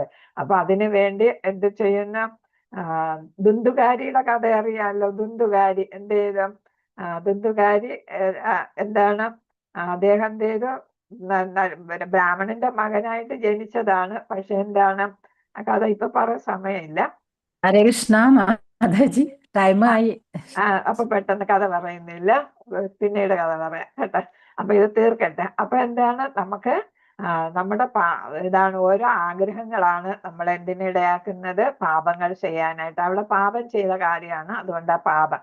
നമ്മൾ ഏതാണ് ബാങ്കിൽ നിന്നൊക്കെ ലോൺ എടുക്കുകയും അതേപോലെ മറ്റുള്ളവരെ പറ്റിക്കുകയും, ചിലര്, നമ്മളാരുമല്ല, ചിലര് ചെയ്യുന്നത് അങ്ങനെ അവർക്ക് നാശത്തിനിടയാക്കും എന്നാണ് പറയുന്നത്. പിന്നെ ഇവിടെ എന്താണ്, 3 തരത്തിലുള്ള ഒരു കാര്യമാണ് ഇതിൽ പറയും. 38ാമത്തെ ശ്ലോകത്തിൽ പറഞ്ഞത് 3 അളവ് പോലെ തലത്തില് അവബോധത്തെ നമ്മൾ ആവരണം ചെയ്യുന്നു എന്നാണ്. പെട്ടെന്ന് പറഞ്ഞു പോകാം. തീനെ മറയ്ക്കുന്ന പുക. പക്ഷെ നമുക്ക് പുകയുണ്ടെങ്കിലും എന്താണ്, തീ ഉണ്ടെന്ന് നമുക്ക് കാണാൻ പറ്റും ചെറുതായിട്ടല്ലേ. അപ്പൊ അത് ഏറ്റവും താഴ്ന്ന തരത്തിലുള്ള ഏതാണ്, സ്ലൈറ്റസ്റ്റ് ആയിട്ടുള്ള ആളുകളാണ് ആ തരത്തിൽ വരുന്നത്. അടുത്ത് വരുന്ന കണ്ണാടി കൊണ്ട് എന്താണ്, കണ്ണാടിയില് പൊടി കൊണ്ട് കണ്ണാടി കാണാൻ നമുക്ക് നമ്മുടെ ഇമേജ് കാണാൻ പറ്റാതെ വരും. അത് കുറച്ചും കൂടെ ഉയർന്ന് മീഡിയം ലെവലിലുള്ളത്. അപ്പൊ ആദ്യത്തേത് നമ്മൾ സാധാരണ മനുഷ്യജീവികളിലാണ് കാണുന്നത്, ചെറുതായിട്ടുള്ള തീയ മറയ്ക്കുന്ന പുക ചെറുതായിട്ട്. അപ്പം എന്താണ്, മനുഷ്യരില്. രണ്ടാമത്തത് മൃഗങ്ങളിലാണ് കാണുന്നത് എന്നാണ്. മൃഗങ്ങളില് അവർക്ക് ലസ്റ്റ് കൂടുതലാണ് എന്നാണ്, അവർക്ക് ലോഭം കൂടുതലാണ്, മനുഷ്യരെക്കാളും കൂടുതൽ നമ്മൾ പറയുന്നത്. അതുകൊണ്ട് അവർക്ക് അത്രയും കാമാസക്തി ഉള്ളത് കൊണ്ടാണ് ഒരു ഇതാണ് പ്രസവത്തിൽ തന്നെ 10ഉം 15ഉം കുഞ്ഞുങ്ങളാണ് ഉണ്ടാകുന്നത് അല്ലെ. ഇഷ്ടം പോലെ കുഞ്ഞുങ്ങള്, പൂച്ച, പട്ടി, പിന്നെ ഏതാണ് ആന, ഇവർക്കൊക്കെ ഒരുപാട് കുഞ്ഞുങ്ങൾ ഉണ്ടാവും അല്ലെ, പന്നി ഒക്കെ. അത് അവരുടെ ലസ്റ്റ് കൂടുതലായത് കൊണ്ട്, ലസ്റ്റ് എന്ന് പറഞ്ഞാൽ ലോഭം, കാമം കൂടുതലായത് കൊണ്ടാണെന്നാണ് പറയുന്നത്. അടുത്തെന്താണ്, വൃക്ഷലതാദികളുടെയാണ്. അതാണ് ഗർഭപാത്രത്തിന് ഗർഭപാത്രം ഭ്രൂണത്തെ മറയ്ക്കുന്നത്. അത് ഭയങ്കര ഇതാണ്. നമുക്ക് കാണാൻ പറ്റുമോ ഭ്രൂണത്തെ? ഒരു ഗർഭപാത്രത്തിൽ ഇല്ല. അപ്പൊ അത് അത്രയ്ക്ക് തിക്കായിട്ട്. അപ്പൊ അത് ഏതിലാണ്? വൃക്ഷലതാദികൾക്കാണ് അങ്ങനെ വരുന്നതെന്നാണ് പറയുന്നത്. അപ്പൊ നമ്മൾക്ക് ഏറ്റവും കുറവാണ് ആവരണം. ലസ്റ്റ് ഏറ്റവും കുറവ് നമുക്കാണ്. പക്ഷെ എന്താണ്, നമ്മൾ എന്ത് ചെയ്യുക? കൃഷ്ണാവബോധത്തിൽ പ്രവർത്തിച്ച് ഗുരുവിന്റെ നിർദ്ദേശത്തില് ശരിയായ ആയിട്ടുള്ള ഗുരുവിന്റെ ഇതാണ് നിയന്ത്രണത്തില്, നിർദ്ദേശത്തില്, സത്സംഗത്തില്, അതേപോലെ തന്നെ കൃഷ്ണാവബോധത്തിലൊക്കെ പ്രവർത്തിച്ച് വിവേകിയായിട്ട്, നമുക്ക് ജ്ഞാനമൊക്കെ ഉണ്ടല്ലേ, നമ്മൾ അത് ഉപയോഗിക്കുന്നില്ല എന്നേ ഉള്ളൂ. അങ്ങനെയൊക്കെ ഉപയോഗിക്കുമ്പോൾ നമുക്ക് എന്ത് ചെയ്യാൻ പറ്റും? കാമത്തിൽ നിന്ന് രക്ഷപ്പെടാനായിട്ട് ആഗ്രഹം. നമുക്കിപ്പോ ഒരുപാട് കാമം നമ്മൾ നിയന്ത്രിച്ചിട്ടുണ്ട് കൃഷ്ണാവബോധത്തിൽ വന്നപ്പോ, അല്ലേ? ഇല്ലെന്നുണ്ടോ? ഹരേ കൃഷ്ണ. നിയന്ത്രിച്ചു. അപ്പൊ അങ്ങനെ നമുക്ക് പറ്റും എന്നാണ് ഇവിടെ ഭഗവാൻ പറഞ്ഞു കൊടുക്കുന്നത്. അപ്പൊ എങ്ങനെയാണെങ്കിലും ഇതാണ്, നമ്മളിവിടെ കഥകളും പാട്ടുകളൊക്കെ ഉണ്ട്, അതൊന്നും ഇപ്പൊ പറയുന്നില്ല. ജ്ഞാനപ്പാനയില് പൂന്താനം പറഞ്ഞതും, പിന്നെ കാമം മൂലം കാമിനി മൂലം നമ്മുടെ പണ്ടത്തെ പാട്ടുണ്ട്. 10 കിട്ടിയിൽ 100 മതിയെന്നും ശതമാകെ സഹസ്രം മതിയെന്നും ഒക്കെയുള്ള പൂന്താനത്തിന്റെ ജ്ഞാനപ്പാനയിലൊക്കെ ഉണ്ട് ഉദാഹരണങ്ങള്. സമയമില്ല, നമ്മള് പിന്നെ കോഹോസിന്റെ അടുത്ത് പറയുന്നു നിർത്താറായി എന്ന്. പെട്ടെന്ന് പറഞ്ഞു തീർക്കാണ്. 40-43 വരെയുള്ള കാമത്തെ എങ്ങനെ കീഴ്പ്പെടുത്താന്നുള്ളത് ഞാൻ കുറച്ച് പറഞ്ഞു കഴിഞ്ഞു. കാമത്തിന്റെ 3 ഇരിപ്പിടങ്ങളാണ് ഏതാ? ഇന്ദ്രിയങ്ങള്, മനസ്സ്, ബുദ്ധി. നേരത്തെ നമ്മൾ ഏതിൽ കണ്ടു? പിന്നെ ശത്രു നേരത്തെ പറഞ്ഞു, ശത്രു അല്ലെ? ഇതൊക്കെ നമ്മൾ ഡിസ്കസ് ചെയ്ത കാര്യമാണ്. രഥകൽപ്പനയിൽ കുതിരകൾ എന്താണെന്ന് പറഞ്ഞു. കുതിരകൾ എന്താണ്? ഇന്ദ്രിയങ്ങൾ അല്ലേ? പിന്നെ ഏതാണ്? കടിഞ്ഞാണാണ് മനസ്സല്ലേ? പിന്നെ ബുദ്ധി എന്ന് പറയുന്നത് സാരഥി. അപ്പൊ രണ്ടിന്റെ ഇടയ്ക്ക് ബുദ്ധിയുടെയും ഇന്ദ്രിയങ്ങളുടെ ഇടയ്ക്ക് ആ മൈൻഡ് വരുന്നത് അല്ലേ? അപ്പൊ മൈൻഡിനെ ഈ രണ്ടും കൂടെ സ്വാധീനിക്കുന്നു എന്നാണ് പറയുന്നത് അല്ലേ? നടുക്ക് വന്നപ്പോ 2 പേർക്ക് സ്വാധീനിക്കാൻ പറ്റും. അപ്പൊ ഇന്ദ്രിയ വിഷയങ്ങൾ ഏതാണ്? പിന്നെ വേണ്ടാത്ത സീൻസ് കാണുകയോ കേൾക്കുകയോ ഒക്കെ ചെയ്യാതിരുന്ന മനസ്സിനെ നിയന്ത്രിക്കാൻ ഒരു പരിധിവരെ ഇന്ദ്രിയങ്ങൾക്ക് സാധിക്കും. പക്ഷെ ഇന്ദ്രിയങ്ങൾ കടിഞ്ഞാണില്ലാതെ ഓടുകയായിരിക്കും. അതുകൊണ്ട് എന്താണ്? മനസ്സ് അതിന്റെ കൂടെ ഓടും. അപ്പൊ ബുദ്ധി പലപ്പോഴും മനസ്സിന്റെ കൂടെ നിൽക്കും എന്നാണ് പറയുന്നത്. ബുദ്ധി വേണ്ട പോലെ പ്രവർത്തിക്കാതെ മനസ്സിന്റെ കൂടെ നിൽക്കും. അതുകൊണ്ടാണ് എല്ലാവർക്കും നാശം സംഭവിക്കുന്നത്. ബുദ്ധി പ്രവർത്തിച്ചാൽ എന്ത് ചെയ്യുന്നു? ഇത് തെറ്റാണ്, ഇത് വേണ്ട എന്നൊക്കെ ഇടയ്ക്കിടയ്ക്ക് ഒന്ന് റിമൈൻഡ് ചെയ്യിക്കാൻ പറ്റും അല്ലെ? അങ്ങനെ റിമൈൻഡ് ചെയ്യിച്ചില്ല എങ്കിൽ ഈ ആത്മാവ് എന്ത് ചെയ്യും? വീണ്ടും ജനന മരണങ്ങളിലൂടെ കടന്നു പോവേണ്ടി വരും. അപ്പൊ ഇന്ദ്രിയങ്ങള്, മനസ്സ്, ബുദ്ധി ഇവയാണ് ഇതിന്റെ ഇരിപ്പിടങ്ങളായിട്ട് വരുന്നത്. കാമത്തിന്റെ 3 ഇരിപ്പിടങ്ങള്. അപ്പൊ അതിന് നമ്മൾ ഇന്ദ്രിയങ്ങളെ നിയന്ത്രിക്കുക, വേണ്ടാത്ത വിഷയങ്ങളിലൊന്നും പോകാതിരിക്കുക. അങ്ങനെ വരുമ്പോ മനസ്സ് എന്ത് ചെയ്യുന്നു? പാപങ്ങൾ ചിന്തിക്കാതിരിക്കും, ശുദ്ധമാക്കാൻ പറ്റും. അപ്പൊ ബുദ്ധിയും മനസ്സിന്റെ കൂടെ നിന്ന് എന്ത് ചെയ്യുന്നു? നല്ല ഉപദേശങ്ങൾ കൊടുക്കുമ്പോ ഈ ആത്മാവ് രക്ഷപ്പെടും, വീണ്ടും ജനിക്കേണ്ടി വരുന്നില്ല എന്നാണ് ഇവിടെ പറയുന്നത്. ഹരേ കൃഷ്ണ. അപ്പൊ ഇന്ദ്രിയങ്ങളെ അങ്ങനെ നിയന്ത്രിച്ച് കാമത്തെ നിയന്ത്രിക്കാന് നമുക്ക് പറ്റും. അതിന് നമുക്ക് കൃഷ്ണ പ്രേമമൊക്കെ വേണം, ഗുരുവിന്റെ സപ്പോർട്ട് വേണം, കൃഷ്ണാവബോധം ഉണ്ടായിരിക്കണം. പിന്നെ ഏതാണ് അപ്പം മനസ്സിനെ ബുദ്ധിയെ എല്ലാം നിയന്ത്രിച്ച് നമുക്ക് നമുക്ക് കാമത്തെ കീഴ്പ്പെടുത്താനായിട്ട് സാധിക്കും. ഇന്ദ്രിയങ്ങൾ, മനസ്സ്, ബുദ്ധി ഇവ ഭൗതികതയിലുള്ളവയാണ്. താൻ ആത്മാവാണ്, ഞാൻ ഇതൊക്കെ അതീതനാണ് എന്ന് ആത്മീയ ശക്തി ധൈര്യം സംഭരിച്ച് കൃഷ്ണാവബോധ പ്രവർത്തനത്തിലൂടെ എന്ത് ചെയ്യുക? ഒരിക്കലും കാമത്തിന് അടിയറവ് വയ്ക്കാതെ നമുക്ക് ശത്രുവായ കാമത്തിനെ എന്ത് ചെയ്യാം? പരാജയപ്പെടുത്തി നമുക്ക് എന്ത് ചെയ്യാം? മോചനം നേടാനായിട്ട് സാധിക്കും. പക്ഷെ ഇവിടെ കൺക്ലൂഷനിൽ പറയുന്നു, എന്തൊക്കെയാണെങ്കിലും കർമ്മം ഒരിക്കലും ഉപേക്ഷിക്കരുത്. മനസ്സിലായല്ലോ? കർമ്മം ഉപേക്ഷിക്കാൻ പാടില്ല. അതെങ്ങനത്തെ കർമ്മമാണ് വേണ്ടത്? കർത്തവ്യം എന്ന നിലയ്ക്ക് ഫല ഇച്ഛ കൂടാതെ കൃഷ്ണാവബോധത്തോടെ അല്ലെ ഗുരുവിന്റെ നിർദ്ദേശത്താൽ നമ്മൾ യഥാപോലെയുള്ള കർമ്മം ചെയ്യുകയാണെങ്കിൽ നമുക്ക് എന്ത് ചെയ്യാം? ഈ 3 ശത്രുക്കളായ ഇന്ദ്രിയങ്ങളെയും മനസ്സിനെയും പിന്നെ ബുദ്ധിയെയും നിയന്ത്രിച്ച് കാമത്തെ അടിയറവ് പറയിച്ച് നമുക്ക് എന്ത് ചെയ്യാം, നമ്മുടെ ആത്മാവിന് എന്നേക്കുമായിട്ട് ഈ ഭൗതിക ലോകത്തിൽ നിന്ന് മോചനം നേടാനായിട്ട് സാധിക്കും. അതാണ് ഈ കർമ്മയോഗയിലൂടെ ഭഗവാൻ നമുക്ക് പറഞ്ഞു തരുന്നത്. അപ്പൊ കർമ്മം ചെയ്ത് കർത്തവ്യബോധത്തോടെ ഫലമിച്ഛിക്കാതെ ഭഗവാന് സമർപ്പിച്ച് കൃഷ്ണാവബോധത്തോടെ ഗുരുവിന്റെ ഗൈഡൻസിൽ എന്ത് ചെയ്യുക, നമ്മൾ കർമ്മങ്ങൾ ചെയ്യുക, നമ്മുടെ ശത്രു ആയ ഈ 3 ഘടകങ്ങളെയും നിയന്ത്രിക്കുക, ഭഗവാനുമായിട്ട് ബന്ധം സ്ഥാപിച്ച് ഈ ദുഃഖാലയത്തിൽ നിന്നും എന്നേക്കുമായി എന്ത് പറയുക, ടാറ്റ ബൈ ബൈ പറയുക. മനസ്സിലായല്ലോ? അതാണ് നമുക്ക് വേണ്ടത്. അതാണ് കർമ്മയോഗം. മനസ്സിലായോ എന്തെങ്കിലും? ഹരേ കൃഷ്ണ. മനസ്സിലായോ പ്രഭു? ഹരേ കൃഷ്ണ. വാചകൽപതരൂപശ്ച കൃപാ സിന്ധുഭ്യവ പതിതാനാം പാവനേഭ്യോ വൈഷ്ണവേഭ്യോ നമോ നമഃ. അനന്തകോടി വൈഷ്ണവ ഭക്തവൃന്ദ की जय, श्री प्रभुपाद की जय, गुरु महाराज की जय, श्रीमद भगवद गीता की जय, गौरवनिताय प्रेमानंद हरि बोल. हरे कृष्ण कृष्ण कृष्ण हरे हरे, हरे राम हरे राम राम राम हरे कृष्ण ഹരേ കൃഷ്ണ കൃഷ്ണ കൃഷ്ണ हरे हरे हरे राम राम राम രാമ രാമ ഹരി हरे कृष्ण ഹരേ കൃഷ്ണ കൃഷ്ണ हरे കൃഷ്ണ हरे ഹരേ हरे ഹരേ राम ഹരേ രാമ